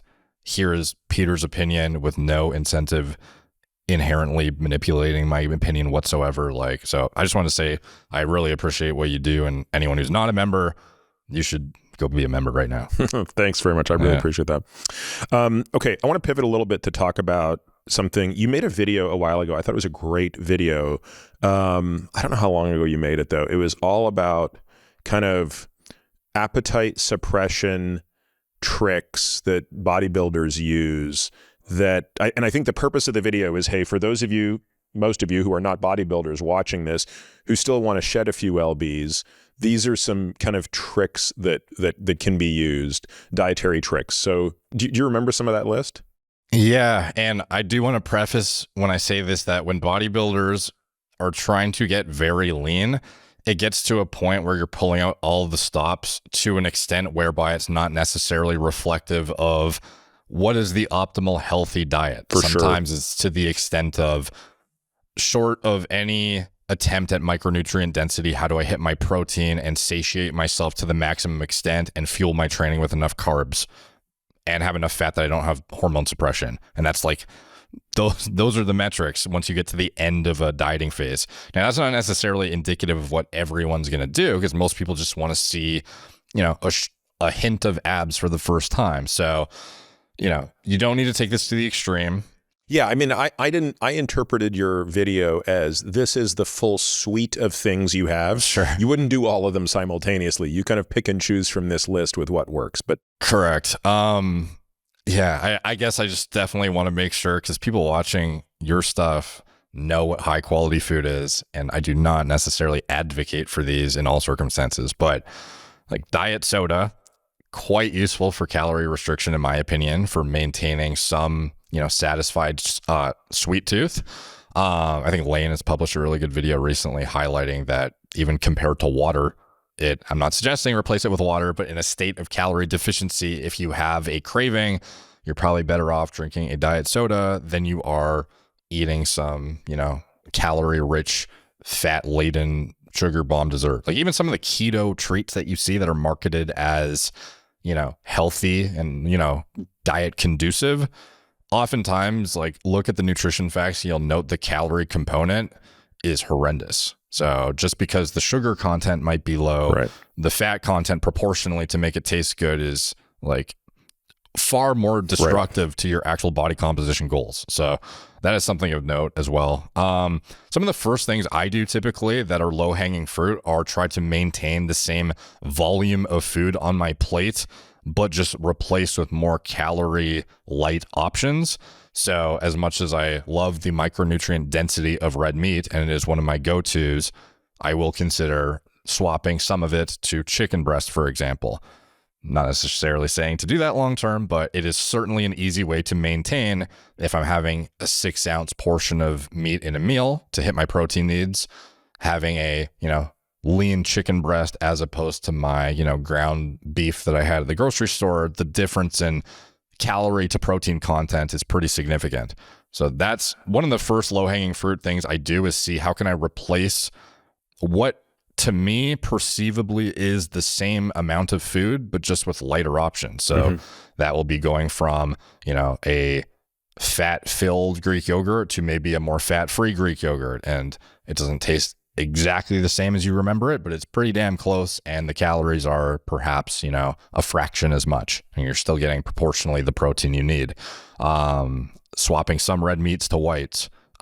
Eggs, going from some eggs with egg yolks. If you sprinkle in some egg whites with it, as opposed to just all whole eggs, you can still get yolks in and get your micronutrients, but it almost tastes indiscernibly different when you have just maybe like one or two of them replaced with egg whites as opposed to the whole egg. Like, there are little things that are just noticeable, but not enough for you to consider it. Oh my God, I'm in a deep deficit right now and it's like I'm starving. You almost don't notice. And that in itself, just even three things I mentioned, you probably could have chopped off 500, 600 calories from that much. An egg is 80 calories per large egg, I believe. Could be even higher depending on how large it is. And then an egg white for the proportional amount of protein, I think, is like 30 off the top of my head. Could be wrong on that, but something like that. Chicken breast, I think it's like 30 calories per cooked ounce, depending on, This is why I like wild game, because you're still getting red meat, but it's super lean. Yeah, this is one thing I was going to ask you on our podcast for my channel too. Is like, you pound these venison sticks that are so lean and great. Like, how would you, as a budget-friendly person, go about getting your protein with the most lean cuts? Because it's not always the most, like, it's pretty cost prohibitive to get the really good bison, venison, stuff like that. Yeah, I mean, one option is, if you want red meat and you want to build it, I think you go hunting, right? Like, if you think about it, like if you shoot one large deer, one elk, that's going to feed your family for more than a year. See, this is unconventional advice, but that is like actually practically applicable advice for what is budget friendly. Yeah. And by the way, like, if people would say, oh my God, like, how do you shoot an elk? I mean, it's impossible to get elk tags to shoot big elk. Well, guess what? It can be a cow elk, like a cow elk, a female elk. Like, those tags are over the counter. Anybody can get them. These are not, you're not trophy hunting. So nobody, like, there's no, states regulate how much you can hunt. You get incredible meat from the cow. I would argue that's the healthiest thing you could eat, frankly, is wild game, because these animals are completely unstressed. So anyway, I think those are options if you're sort of doing it on a budget, because the amount of meat you would get out of a cow would more than feed you and your family for a year. What would you think? I don't even know if this is the right question to ask, but because I've never hunted, so I don't know what this looks like as far as, the cost to get your what you need to hunt with, whatever licensing you need. Yeah. How many states this is viable in, and then also skill level. Like, does it take a long time to even get to a point where you could successfully achieve? It depends. The big divide is if you wanted to bow hunt versus rifle hunt. It's much, much quicker to get there with a rifle than a bow. Okay. But also, I truly believe rifle hunting is more humane. A person who's a really good shot, and believe me, it doesn't take that long to become a really good shot with a rifle. You would be able to shoot an animal within, inside 300 yards or 400 yards, and the animal would die immediately. So there's no suffering involved. That would not be a terribly expensive proposition.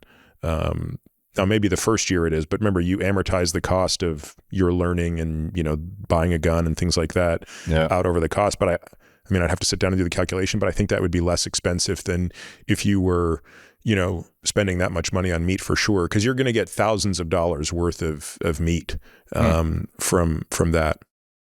Definitely sounds better than what I used to do, which was buy really shitty frozen chicken in boxes at Superstore. So yeah, I think I'm sure I said this before on podcast, but the more I've eaten, and migrated my diet more and more towards wild game, the less I can really tolerate. I mean, I can't eat anything that's farmed. Like even chicken is just so nauseating to me in general. But anyway, it's just everyone's palate is somewhat different. Yeah, that's one of the problems with getting exposed to better food too, is you develop this refined palate where the stuff you used to get away with that was super budget friendly and you lived on and you thought was fine now tastes like horrendous.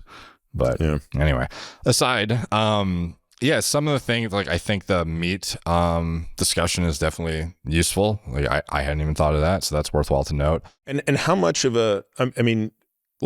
what's your advice to somebody who's trying to lose weight, but in a sustainable way? So not like, in some ways when bodybuilders are doing it, it's not really sustainable because they're really starving themselves down to a competition. Yeah. And the way that they're eating during that period of time is, it's so catabolic that they're destroying their endocrine system along the way, but it's short-lived and they're going to refeed when they're done.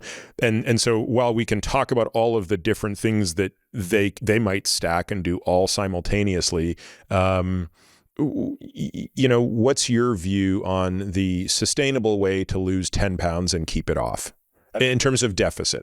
I think your perception of what bodybuilders do as far as aggression towards their diet is hinged on their final outcome and how steep it is to get there cumulatively, but the way they arrive there, no one is more mindful of preserving tissue than bodybuilders. So in other words, they're not creating huge deficits at any one point in time. Eventually they are at the point that they absolutely need to, but they're more careful than any human I know. Oh yeah, I would believe that. So if you were to try and take away from a bodybuilder, how would I apply this when they're stepping on stage at literally dice to the socks 5% body fat? It's not that you're getting there, it's that you're stopping at like the 8 week out from competition mark of a bodybuilder. Maybe not 8, maybe like 10 or 12, but the process they took to get even there was very staggered, calculated. Yeah. They would not reduce. And by the way, 10 to 12 weeks out, what's their body fat relative to that 5 they're going to step on stage?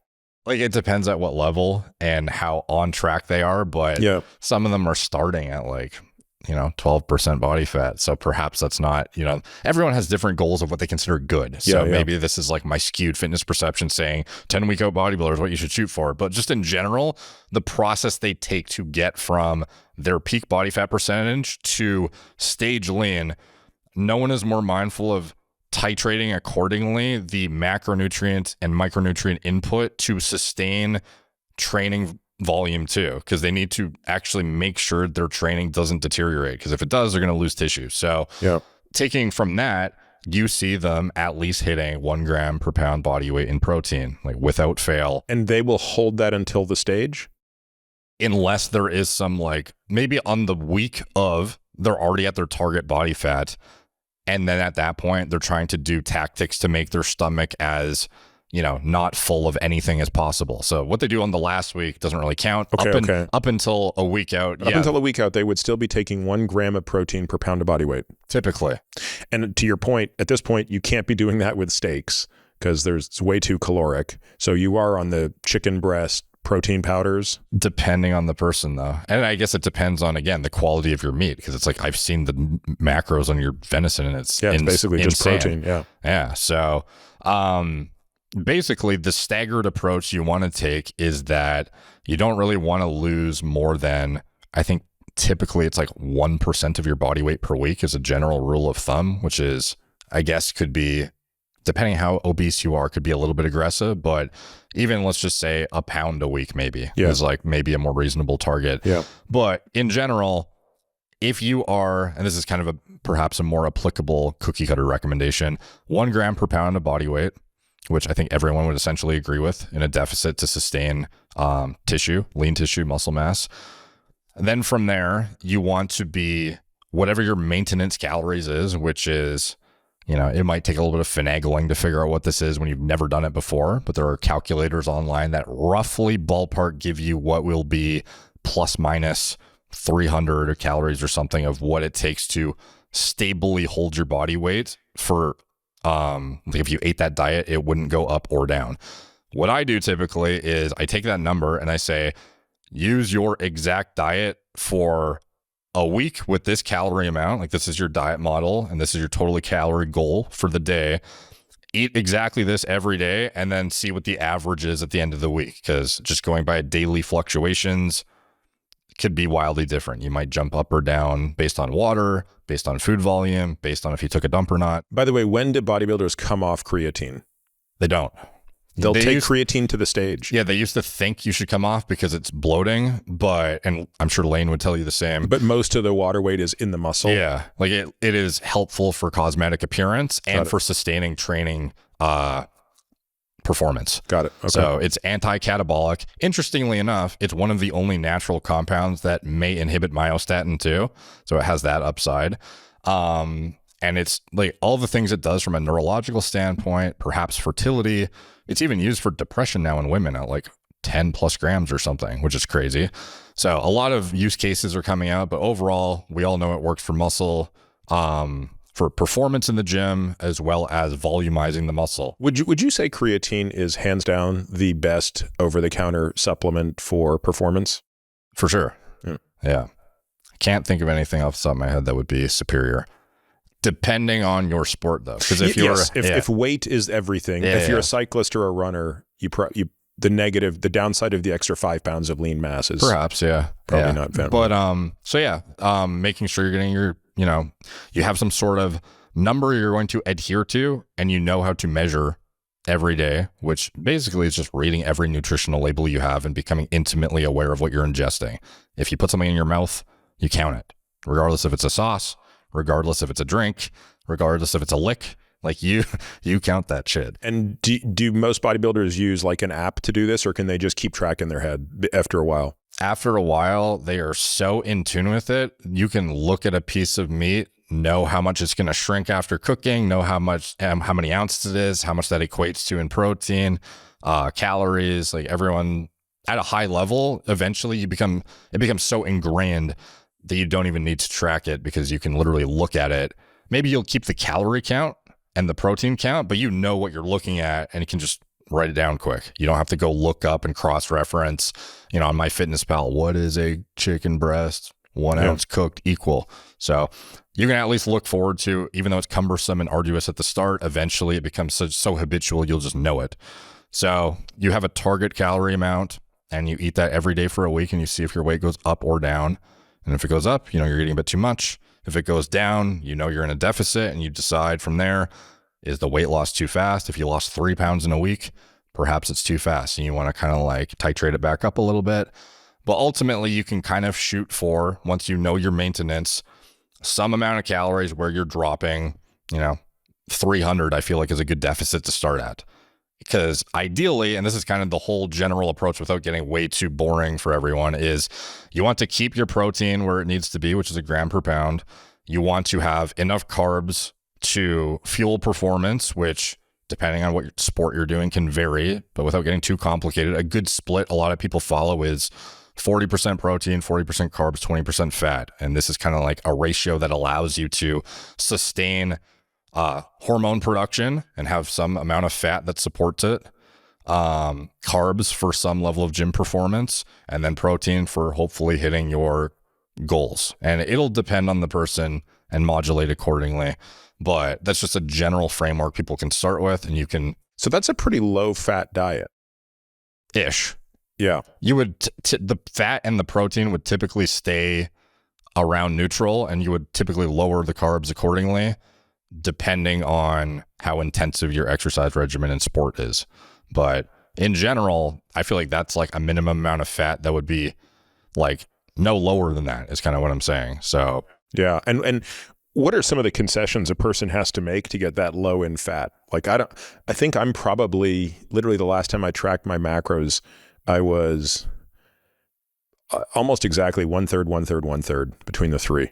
In general, I didn't feel like I was like eating a ton of fat, right? It was just typically when you are eating meat, you will achieve the majority of that through the fat content of your meats.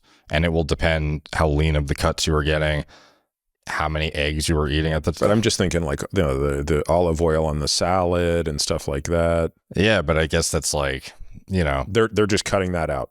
Yeah, like olive oil on a salad is one of the first things I would be looking at as you probably just added, 200 to 300 calories to a big salad? For sure. If not more. Yeah. So unless you're Brian Johnson or willing to get like 25% of your calories from oil, probably not a bodybuilding conducive macro allotment. Because it's not, even though fat is satiating, it's 9 calories per gram. So where do bodybuilders get the majority of their fiber? Typically, it will be through veggies if they're having them, and those are going to be proportionally lower calories, I suppose. But oftentimes fiber is not, I don't know, some of them use like supplements too, like psyllium husk, but I'm not to say that, I don't want to get into like a fiber debate necessarily, because I don't even know like what the actual answer is there. But in general, bodybuilders aren't really paying. Right. They're not optimizing for health. If we believe fiber is healthy, they're yeah, optimizing. And I'm not saying neglect it. Like, I think that it is important, but I don't think that I'm certainly not saying remove your fiber in order to achieve your deficit. I'm just saying that you can proportionally get to your goals almost certainly by modulating carb intake essentially exclusively, typically. And that's going to be in the form of starchy carbs then. Yeah, and like you can modulate the type of foods you're eating too to accommodate the satiety is ultimately the takeaway, like from me. Because when it comes to actually describing the nutritional literature, I hate it as much as you, dude. It's not like something I like to talk about. Oh, how much fiber should you keep in? Like I don't know, man. Like a decent amount, like some, but enough that you can go to the washroom properly, and it's, you know, some healthy amount. But ultimately, what I've seen in the bodybuilding space is modulating carbs up and down accordingly based on needs in the gym. And protein stays at an amount that is anti-catabolic or conducive to muscle protein synthesis in a surplus. Fat is some amount that at least supports steroid hormone production as much as you can tolerate. And then carbs is like the most performance enhancing macro in terms of actually driving your performance outcomes in the gym, volumizing the muscle, having glycogen topped out, etc. And from there, I would typically recommend a 300 deficit and literally milk that as many. And that week prior to show, how many calories is a bodybuilder typically down to? If they're stage ready and they're natural and like sub 200 pounds, like they might be down to, you know, below 2,000 calories potentially. If they're a top IFBB professional Mr. Olympia competitor who weighs 260, you know, they could be at 2,500, 2,600. It kind of depends on the person. Which is interesting for many people listening. That sounds like a lot of calories still. But you're saying, given how big they are and that they're still training pretty hard, that's a pretty big deficit. It also depends how much they're willing to lean into cardio, because some guys will actually prefer to just diet themselves into the body fat and not do any cardio because they just don't like it. Wouldn't recommend that though, because one thing I have learned over the years is from a nutrient partitioning standpoint, actually moving when you're eating is going to produce a better body composition typically than trying to just diet the whole deficit. So what we see even in like the IFBB with these top bodybuilders who are trying to not get fat as they eat exorbitant amounts of food and they're on insulin and HGH and huge amounts of anabolics, they are doing things like going for walks after they eat their meal, which is more potent than metformin at controlling blood glucose. Like they're actually making sure they are moving around and actually shuttling nutrients as much as they can, even outside of the gym. Some are lazy and don't do that, but the ones that are trying to make the most use of maximizing the calories. I see. So the mobilization doesn't require that you're clearly not going to oxidize everything you ate. Like if they just ate 800 calories, they're not going to burn 800 calories on a walk of any duration. But just getting out there and walking, you're saying, leads to better fuel partitioning. Seemingly, yeah. Interesting. And I think that is, and you could correct me if I'm wrong. I mean, I've certainly anecdotally noticed the improvement in blood sugar. Yeah.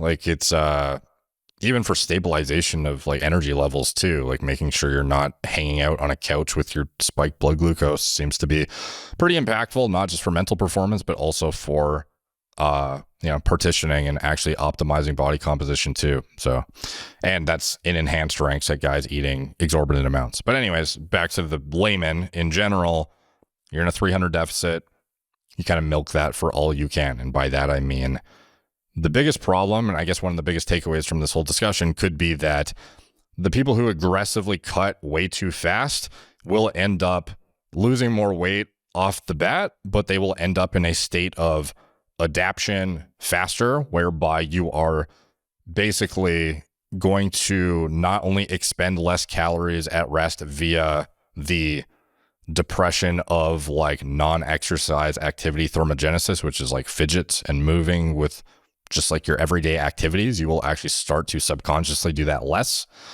In addition, you are pushing yourself to a state of nutrient deprivation much sooner than was necessary to achieve a fat loss outcome. So rather than trying to lose, 6 pounds in 2 weeks, why don't I go with, like 1 to 2 pounds at most and actually milk what I can out of that little tiny calorie increment before I decide, okay, do I need to then add some more cardio to my regimen, or do I want to decrease food by another 100 calories, or do I want to add, metabolic enhancing pharmacology?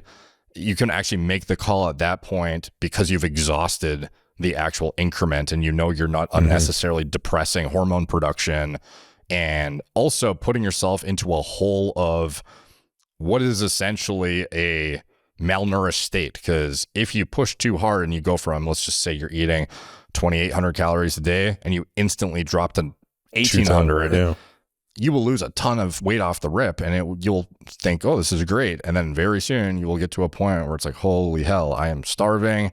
This is not sustainable. What am I doing? What do I do next? I've plateaued now, and where do I go from here?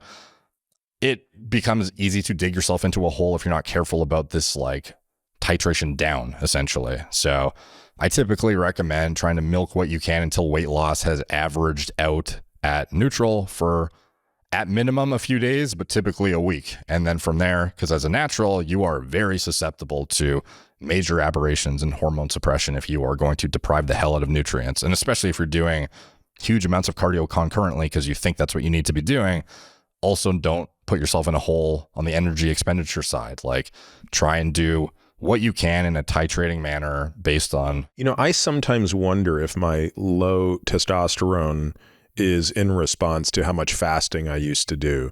Because I used to always do a check of testosterone I would do full blood work before and after a fast. So if I was doing a 7 to 10 day water only fast, which I was doing once a quarter, the change in hormone levels after 7 to 10 days of nothing was profound. So if my testosterone started out at 500 to 600, it would probably end at 1 to 200 total T.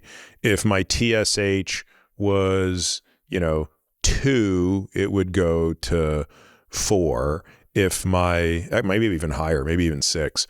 But free T3 and reverse T3, if free T3 was 2.5 to 3 and reverse T3 was 12. So the higher the free T3 and the lower the reverse T3, the better thyroid function you have. Post fast, that free T3 would go maybe from 3 down to 1.5, and the reverse T3 would go from 12 to 32.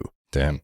Yeah, not surprising. Yeah. And so I just wonder if, repeating that cycle over and over and over again has maybe impacted endogenous production. Although interesting, my thyroid function looks stone cold normal, but it's just that my T is very low. Yeah, I would be interested to see like what your gonadotropins did when you went back to normal dieting at that point, and then how you responded from there. Because if you could see like a trend in your testicular response too, and how your brain was shooting things out, that'd be interesting. But what about things like carnitine, caffeine? What role do these play in weight cutting? Not nearly as much as good diet choices. So I would love to get into the fat loss pharmacology momentarily, but one thing, there's a lot of diet hacks that we could take all day talking about, so I don't want to bore the audience. But one thing I do want to mention that is super impactful is protein ice cream. I don't know if you've ever had this stuff, but there's this thing called a Ninja Creamy. And it's basically a mixing device. The Ninja is like the blender. Sure. Yeah. But this one in particular is very popular lately because of the consistency of ice cream that it creates. What's it called? Ninja Creamy, like Creami. So it's not the blender. It's a device that's different from their blender? Correct. Okay. So this thing mixes what is already blended into an ice cream. So you would put it in the freezer, blended, and then you'd put it into this thing and it would turn it into an ice cream consistency. Got it. And what do you put in it? How do you make it? Well, it depends what you want to put in it, because you could make this as healthy as you want, which is essentially just like whey isolate plus some non-calorie filled like sweetener that you deem, if you want to risk it. Maybe some sugar-free pudding mixture in there too, like a chocolate or something. And from there, you could have something that is like, 300 calories, if even, and is as good tasting as horrible ice cream, but hits, like a 60-gram protein hit with super high quality stuff, minimal sugar content, is like 80% as good as something you would buy in a store almost. Like the consistency makes all the difference here, because it's like typically, and this was how it worked when I was younger and I first tried all this stuff, is perhaps there was a similar device, but at the time I was using a standard, I think it was I forget which blender it was from Costco, but I've tried a Ninja, a different one before, another one I used to put in like huge amounts of ice. Fruit, you could do fruit too, obviously, and make it, but basically the consistency I got out of it was not that attractive. So it was not like, you could tell it wasn't ice cream. You're kind of eating like this sludgy, healthy thing. But this, it's like, you could make it near, not identical, but pretty damn close, to a point that I would, like, I'm actually derailing our conversation to come back to it. Like, that's how significant it is. So for people who are wanting that sweet tooth. But if I make a protein shake, what I'm going to use is real simple. I'm going to use almond milk or cashew milk. So as my wife calls them, nut juice, like a whey protein. And I'll typically mix the unflavored, what's it called? Oh God, Promix. Yeah. Do you know that brand? No. Promix, I think maybe I'm getting it wrong. Anyway, it's unflavored whey, high quality whey, but I like it because it doesn't, and I'll go 25 grams of that with 25 grams of one of the other flavored ones. But that way it just cuts, I still get 50 grams, but half the flavor, because I find them so sweet. And then frozen berries, and that's it. Yeah, you could imagine that, not drinking it, but actually eating it, and it takes, 10 to 20 minutes to eat, but the consistency is that of actual ice cream. So I would blend that in the blender and then put it in this Ninja Creamy thing and stick that in the freezer? You would put it in the blender and blend it. Yep. And it would be in this thing that you would freeze overnight. And ideally you would have your wife or somebody mass blend multiple, so you can just stick it in the thing. But anyway, once you have these frozen ones, you stick it in the creamy, and then it mixes up a serving of ice cream for you. And from there, you would have the same macros, but it's infinitely more satiating. Right, because it's going to take me a lot, because liquid doesn't satiate me very much. And it's not even just the speed of ingestion though too. That's part of it for sure, but there's just some psychological component of eating something. And one of the things I can say too as low-hanging fruit for dieting and chopping many hundreds of calories off is immediately anything you drink, unless it's water, if you can switch it to some sort of solidified format, you will be infinitely more satiated. Maybe not infinitely, but like a significantly more satiated. So no juices, no nothing. Like see if you can make that into a slush of sorts or something that you would want to... So I'm going to, instead of that tequila I like to have, I'm going to make like tequila sticks. Like I want to freeze. Oh, dude. But alcohol doesn't freeze. This is the problem. I can't make little tequila popsicles. I know some people who do like protein popsicles, pre-workout popsicles. They do the ice cream. They do like protein brownies, like so much stuff that can be done when you get creative. It's just you need to have a significant other who's down to do it. It's the only problem. Why do you need your significant other? If you like cooking and you like spending time on that stuff, then perhaps that's fine for you. But like, at least for me and for a lot of dudes out there, it's like, I don't know. I'm missing something here. This isn't like that time consuming, right? You're blending this stuff up and you put it in the freezer. I'm more talking about some of the more creative stuff, like the brownies and stuff like that. I see. Yeah. But even for me, maybe I'm, people might just call me lazy or far too optimizing. Like I will not do anything kitchen related if I could. Oh man, I love cooking. Yeah. That's a blessing for you then, because that's you can get real creative and actually enjoy the process. For me, I'm like, I really hope I can throw it in a microwave and cook it and it's still high quality food. Yeah. Okay, so let's talk about some of the fat loss pharmacopoeia. So I have friends that swear up and down by carnitine, L-carnitine. I think they inject it. Is that so? Tell me about that. So the L-carnitine is present in red meat, and depending on your diet, you may or may not be deficient in it. And it is something that can help incorporate free fatty acids into the mitochondria and help you produce energy. And it also is implicated in certain indirect processes like AR content in the muscle, which is some of the more fringe literature, but it seems to, in the presence of sufficient anabolic stimulation, actually increase the expression of what you can get out of your testosterone input. So this is the main reason why people I know use it, and presumably why a lot of people use it that you know too, is it's often advertised as get more out of less androgen, essentially. But does this work if you are getting sufficient carnitine in your diet? Like, do you need super physiologic doses? Well, in general, if you're injecting 500 milligrams, for example, like, you will be supra. So it's not something similar to creatine. You can make the argument that endogenously or through your diet, you maybe get enough to satisfy, like maybe you're not going to saturate muscle stores, but I mean, it's not analogous to creatine, but it seems to be at least in supplemental form. And this is something you inject sub-Q daily?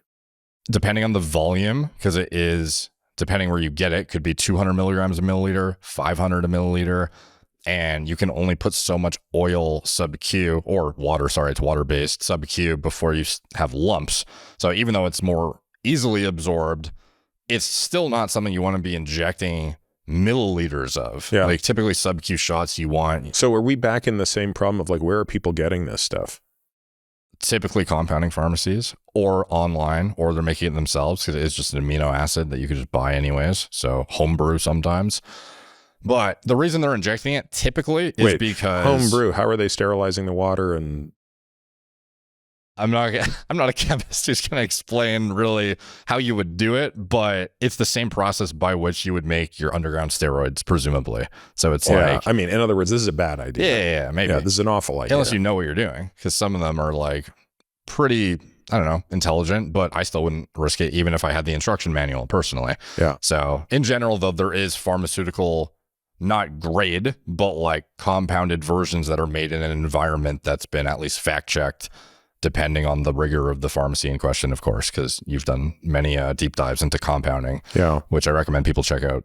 Yeah, we did it. I think we did an AMA where we covered the ins and outs of compounding, and even with compounding pharmacies, there have been enormous breaches of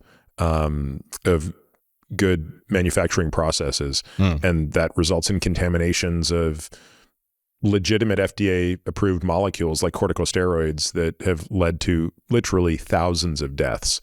So, it's one thing when people are compounding things without good manufacturing process that you'll take orally, because the gut is a lot more forgiving. Yeah. But the moment you start talking about things that are injectable, and now you are injecting something in yourself that's dirty, that could be a huge compromise. So yeah, anyway, I hope there are ways for people to vet that stuff.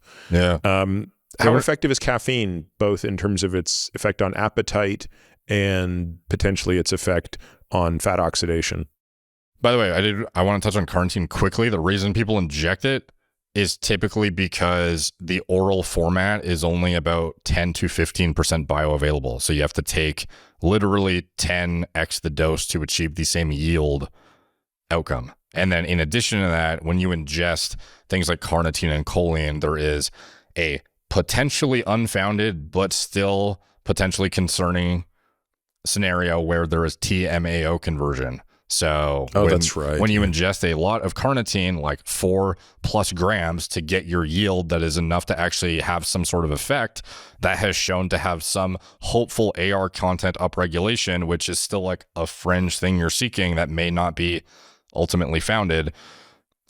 You are using an amount that is going to have some level of conversion that you could avoid by injecting. Yeah. So you are averting the need to use as high of a dose. And in addition to that, you are potentially avoiding some level of risk from gut related circumstance. Some people use allicin with it to kind of like circumvent and try and prevent TMAO conversion. What's allicin? It's from garlic, and it seems to attenuate TMAO conversion in the gut, but it's also like a fringe application with like a hopeful outcome that I guess you can measure in serum your TMAO before and after allicin versus not and see if there's a difference. But are there any clinical trials that demonstrate any efficacy of injectable or oral L-carnitine? With carnitine, the results are mixed. Some of it looks promising and then some of it doesn't. So this is one of those things where you largely go by anecdotes, and with it being a natural amino acid, a lot of people that use it, it depends on their baseline circumstance too. The deficient will obviously get more. Exactly. Like you could sort of see a scenario where somebody's like a vegan and they're a huge benefit, obviously. Then you might see, well, maybe the risk is worth the payoff. But if you're an omnivore who happens to eat red meat, I don't know, maybe it's less so. I'm sure if you saw the data, you would not be convinced that it's worth trying. So I'll just put that out there for people who watch your stuff. I don't think that they would blindly want to inject this. So this is the reason people find it very attractive is because it works through a different vector. People anecdotally have seen muscle growth outcomes on the same dose of anabolics or lesser so, and grow leaner when they use it. So it's not like there's literature to show when you're on testosterone plus carnitine, you get better results than just test, but that's what people claim and seems to be at least somewhat reproduced anecdotally. But, that's speculative. I would not hang my hat on that and be like, I recommend for sure you take this. So just putting that out there. I don't think it's a potent fat burner by any means, which is like the subsection we're kind of talking about. As far as caffeine, super reliable. One of the best things you could do. Where the data lies for upper tolerability and safety. I think the FDA even has like a threshold amount that they say you're good to take. It's like 400, which is pretty significant. And yeah, you can get some level of increased energy expenditure from that, but largely the benefit from the stimulant category, I would say, comes from the increased energy you have even as you go deeper into a deficit as well. So as you enter into nutrient deprivation territory, it becomes a lot harder to even move subconsciously, let alone actually fuel your everyday activities. So I'm not to say you should become a caffeine addict to support your deficit. That's not necessarily sustainable, but it's if you were going to use something to help attenuate an energy deficit or, one day where you need a bump, like caffeine is certainly a reliable way to do it that increases metabolic output, but also reliably increases performance in the gym and has appetite suppressing qualities and has safety data simultaneously. So I would, pretty blindly recommend caffeine for most people short of like special circumstances. You mentioned yohimbine earlier. Yeah. So let's say more about that. So that is a alpha-2 adrenergic antagonist. And when it comes to some of these like adrenergic type receptors, it gets kind of confusing because some of them will have like, even though it's an antagonist of the alpha-2 receptors, it will have stimulatory effects, but contradictory to what you'd expect from a stimulant. It's not vasoconstrictive the same way you might get from a amphetamine or like essentially any other stimulant that works well. So this stuff raises adrenaline signaling very significantly. And there is thought that it could liberate free fatty acids via the adrenergic signaling that you could then, take advantage of during exercise.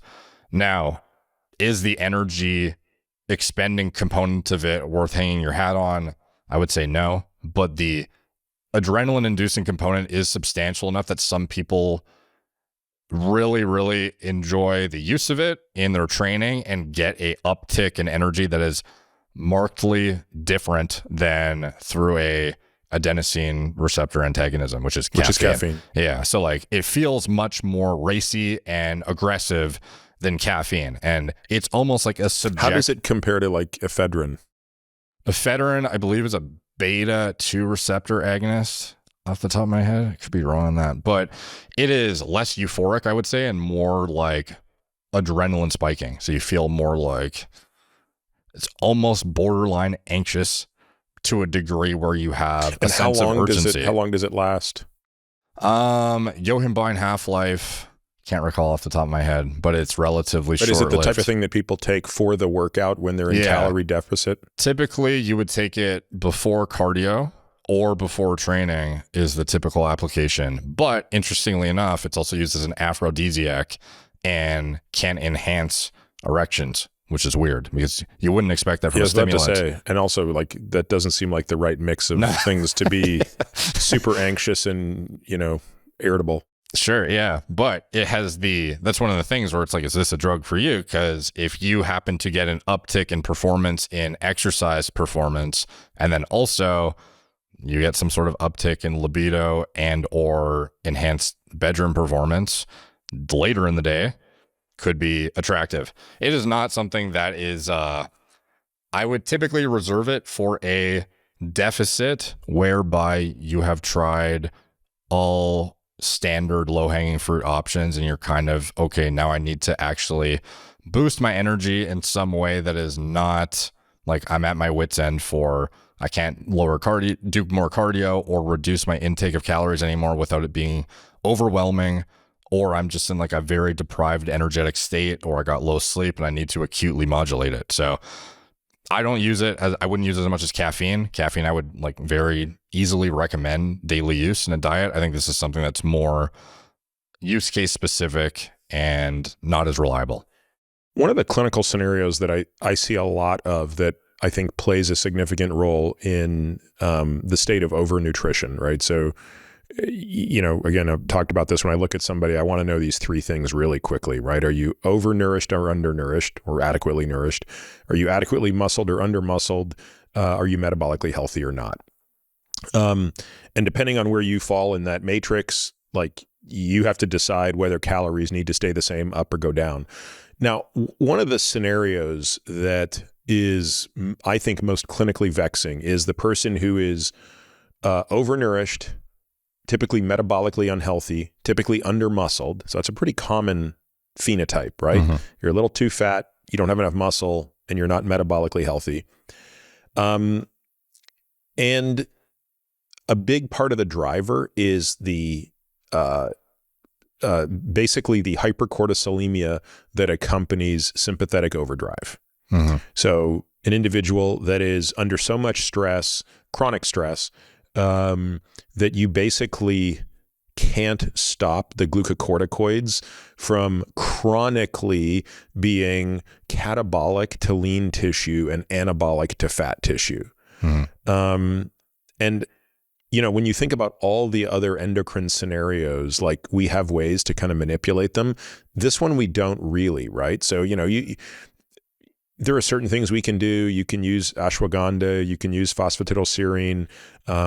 They certainly help with sleep in that setting. But do you know anything, or do you have any insights into ways to kind of manipulate that person's physiology in addition to pulling the big three important levers around nutrition, sleep, and obviously exercise?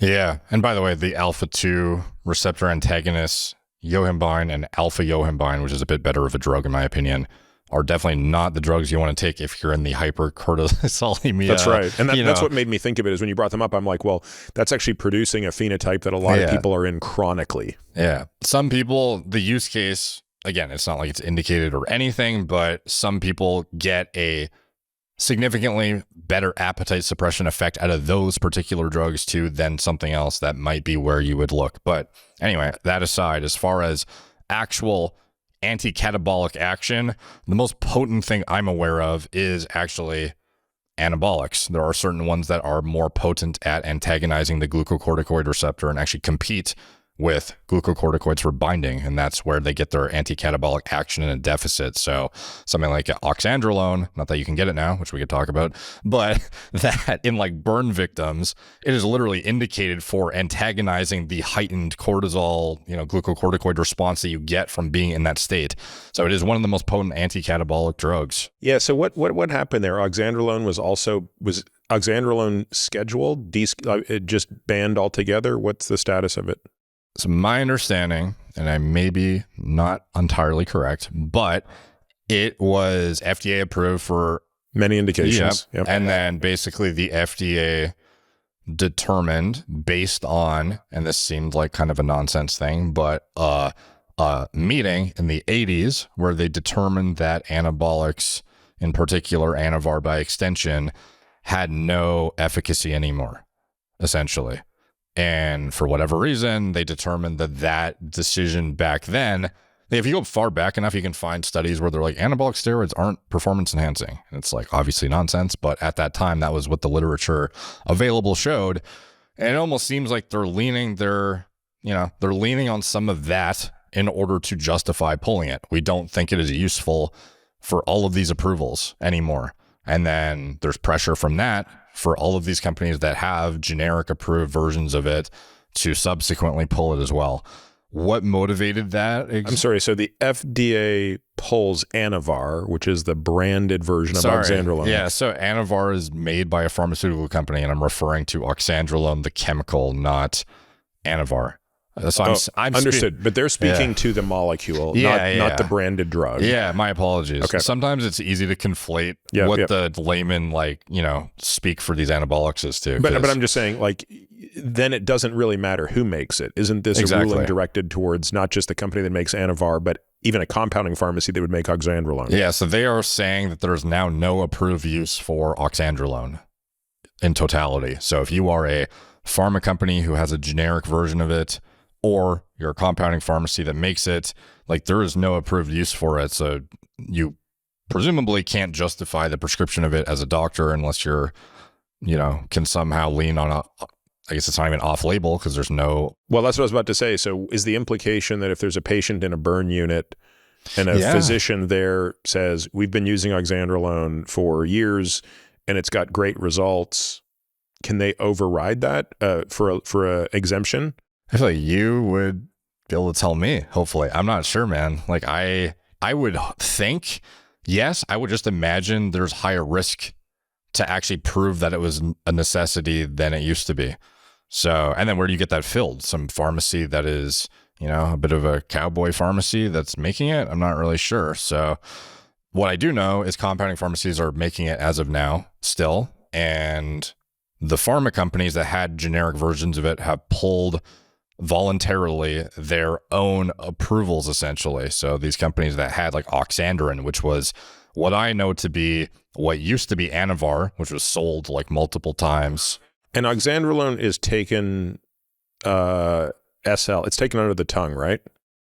If you get a Troche from a compounding pharmacy, you could get a sublingual format of it, but it's typically a pressed tablet that you just pop, and you would take it twice a day. Orally? Yeah. What about, isn't that kind of hepatotoxic?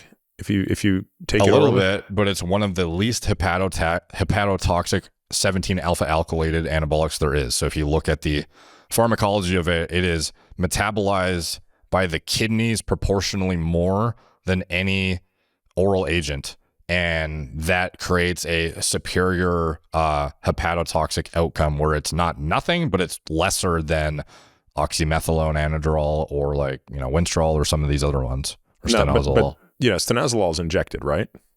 Or is that also oral? That's typically taken orally, but it's also injected in water base, but that's almost no one does that.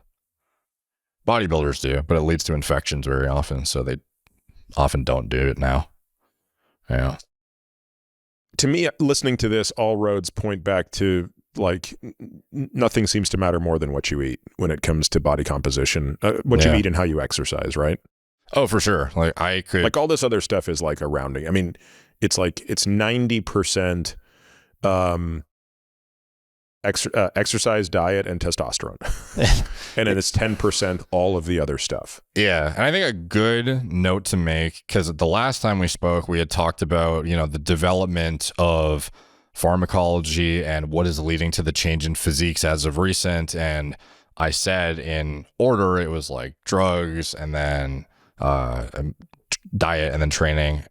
I don't even remember what the order was of the last two, but that, it almost doesn't matter when drugs are that important for achieving the outcome on a Mr. Olympia stage. All but, and this is the caveat that I definitely want to make clear here if I wasn't in the first one, just in case, what you just said, that 90% of it is this, you do not achieve even the outcomes from anabolics without the support of a great infrastructure of diet and training and sleep. So as much as it can be a band-aid for shitty, all those things, you will achieve a fraction of the results even on anabolics if those are not in check. Like I've even done it myself, as much as I don't want to admit, but I've talked about this publicly. When I was younger, I thought, what would it look like if I just did, I've seen hyper responder bodybuilders do fluff workouts and get crazy results. And being the guy who wants to experiment with everything, like maybe I'm just working too hard. Maybe I'll try like the fluff Phil Heath workout I saw or something on YouTube. Turns out it doesn't work for me at all. And I basically wasted, a full cycle of exposure to these compounds to get almost nothing out of it because my training was kind of half-assed.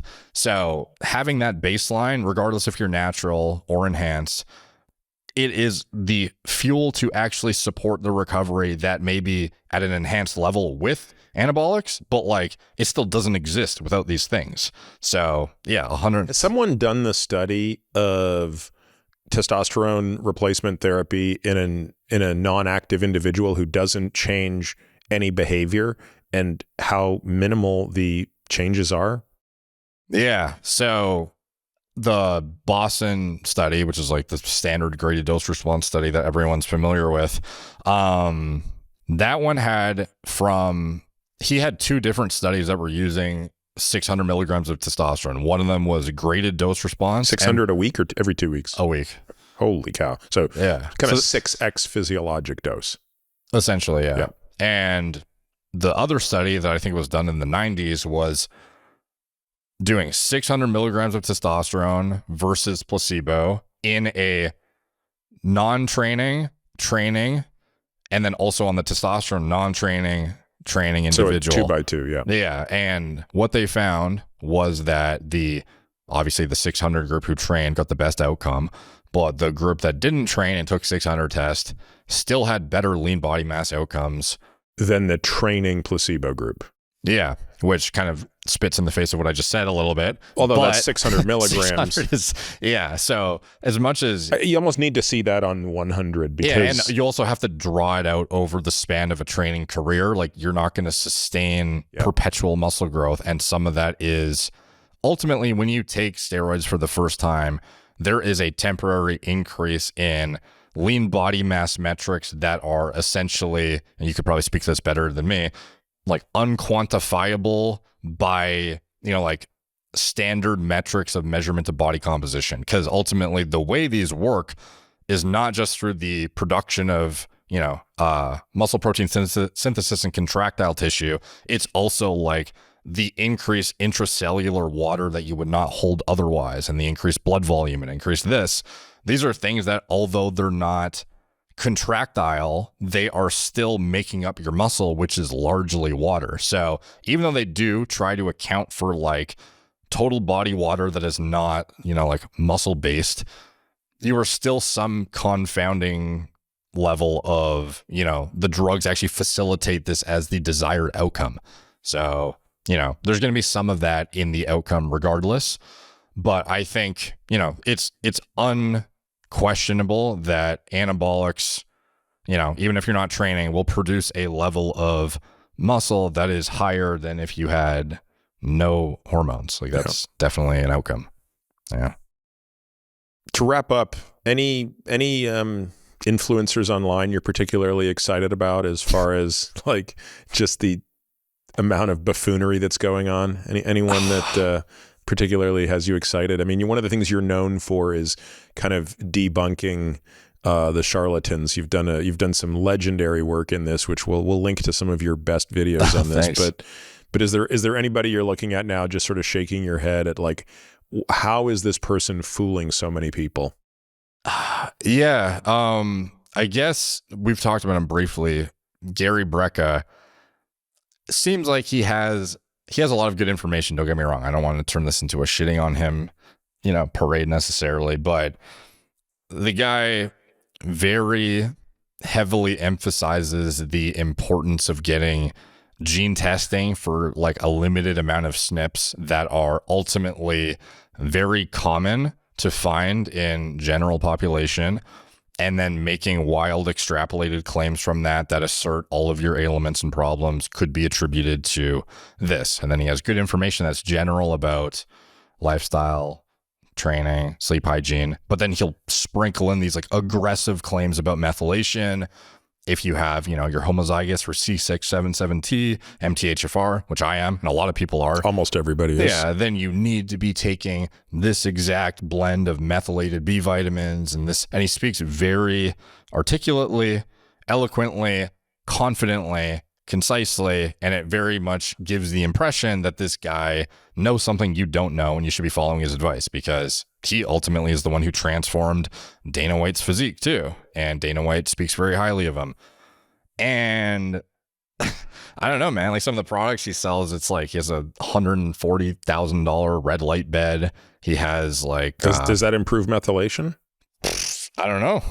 I have no idea, to be honest. I would assume probably doesn't do a lot of anything, but I haven't even looked into it to see, because it just never even occurred to me as something worth looking into. But it seems a bit expensive, you know, objectively. Like it's, you know, borderline, you're in a like low-end exotic car territory essentially for a fucking bed that emits light on my face. So I'm a bit skeptical. And then, you know, he has other stuff, but in particular his gene testing, I don't know, man. Like it's just like it feels how much does the testing cost?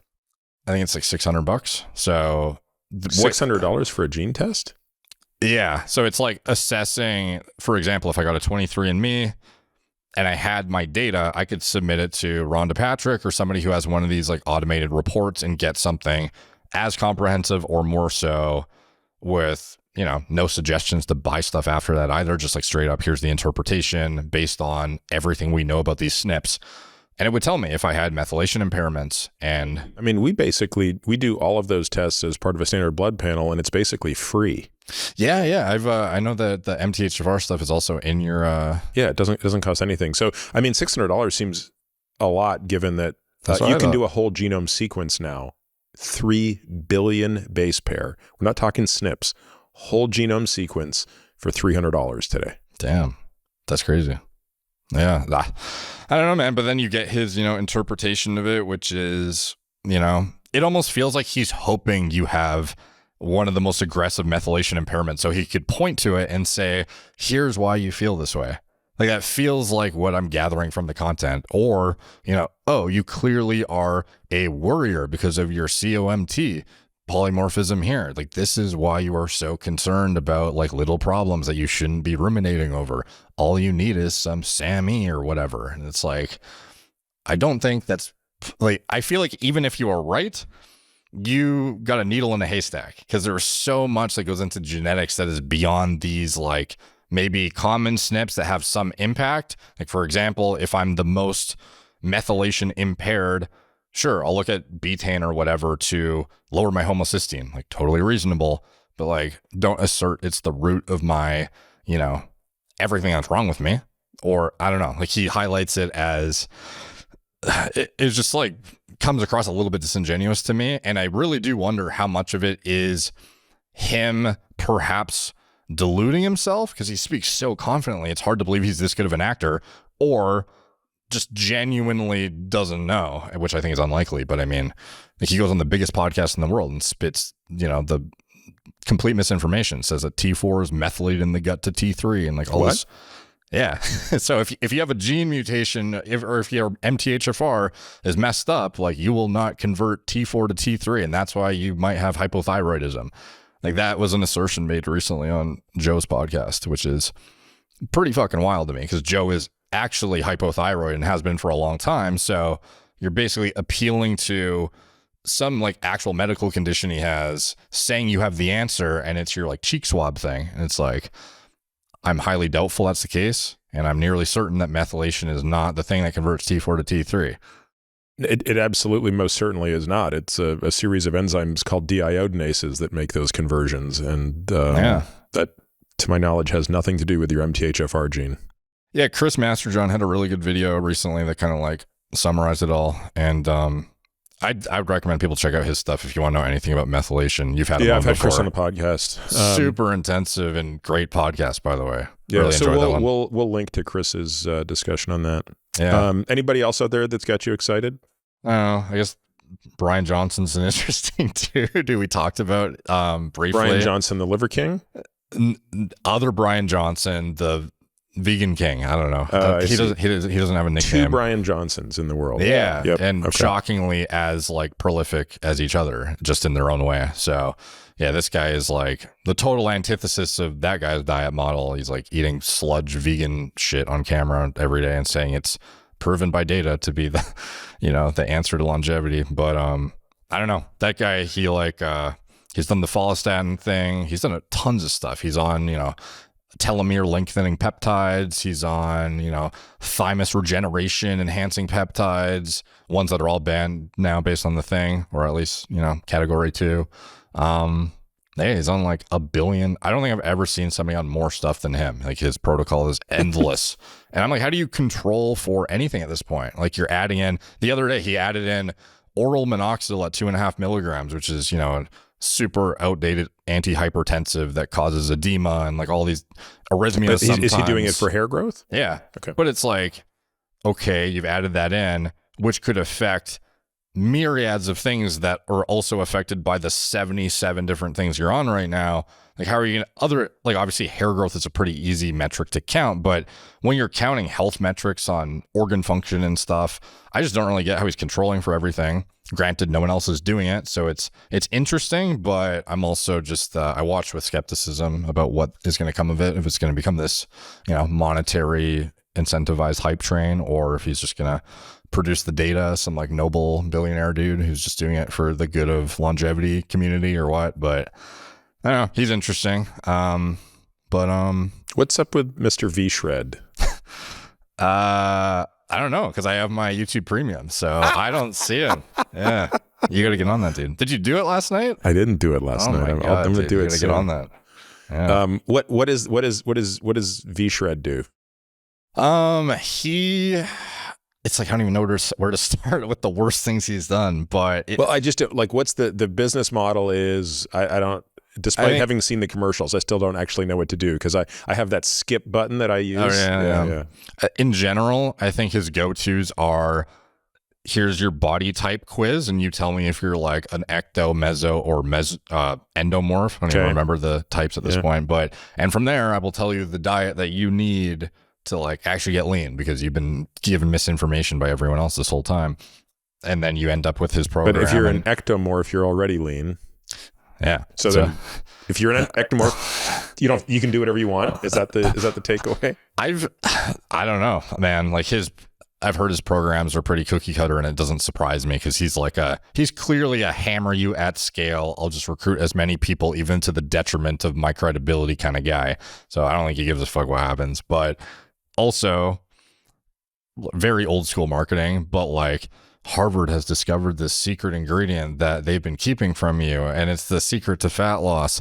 I figured out what it is, and it does X, X, and X. And it's like a 15-minute commercial where he's hyping this thing up, and you've invested so much time to find out what it is. Even if you're thinking there's no way I'm going to buy this shit, you just want to find out what he's going to say at this point. It turns out it's like capsaicin, which is from like peppers or something, and it makes you feel a bit hot. And it's like, okay, so I waited for you to drop the capsaicin on me. Now what? And then he's selling me, a fat burner that has some negligible amount of caffeine and capsaicin, like 4 other things, which is like pretty typical old school marketing that is not that great and certainly not ethical. And then he'll sell it for like $130, even though it's worth, it costs like $4 to manufacture. The bottle costs more than the ingredients. Like that's how bad it is. But he's giving us a discount because, we made it through the video and, we're clearly. So instead of $140, you'll get it for $99.99. Yeah. But on subscription. So you don't run out, of course. Yeah, of course. Yeah. He's doing us a service. So yeah, that's one of the worst ones I've seen though, was him pretending to be on the Joe Rogan podcast. I did see that little commercial. That was wild. Unbelievable. Yeah. I don't know if Joe's seen it. I haven't sent it to him, but like, dude, it was almost ingenious level unethical. Like to actually think, because without even having to say it, that's what people are thinking. Oh, this guy was on the podcast. He's probably a trusted authority on X, whatever he's talking about. Joe must trust him because he's asking about what he should do with his diet. He's just sitting there like confidently, I know it's complicated, but this is how fat loss works. Let me tell you the secret. You just need to take my body fat quiz, Joe. So go to vshred.com/whatever. And it's like, surely people fall for it because you see the ad over and over again. So it's like that means it's working because he's dumping the ad dollars into it. So yeah, the guy is I don't know. I feel like that guy needs to change his name and get like plastic surgery at this point to avoid the damage he's done to his credibility, like from people in the industry who know who he is. And it's just like an at scale, hammer as many people as I can with ads kind of model, which, yeah, it was interesting that you're served up him so much because it's like, well, it's funny, I haven't even seen an ad for him in months. And it's funny, like there was a period when I was getting them nonstop. I wonder if there's a way to like selectively exclude certain like demographics or something. Because surely knowing that you said he's a huckster and you see his ads all the time and you were starting to say some stuff about him publicly doesn't help him. So I don't know. I don't know if there's a way to get that granular on the ads. Yeah, interesting. That's interesting. Yeah. Well, my friend, this was interesting. The biggest takeaway for me here is I need to get one of these Ninja creamy things. Yeah, I'm dude. really curious to see if I can up my protein shake into ice cream game. So well, let's order one of those things right now. Yeah, I'm down. And let's go get you YouTube Premium. Perfect. Yeah. All right. Thanks, man. Thanks for having me.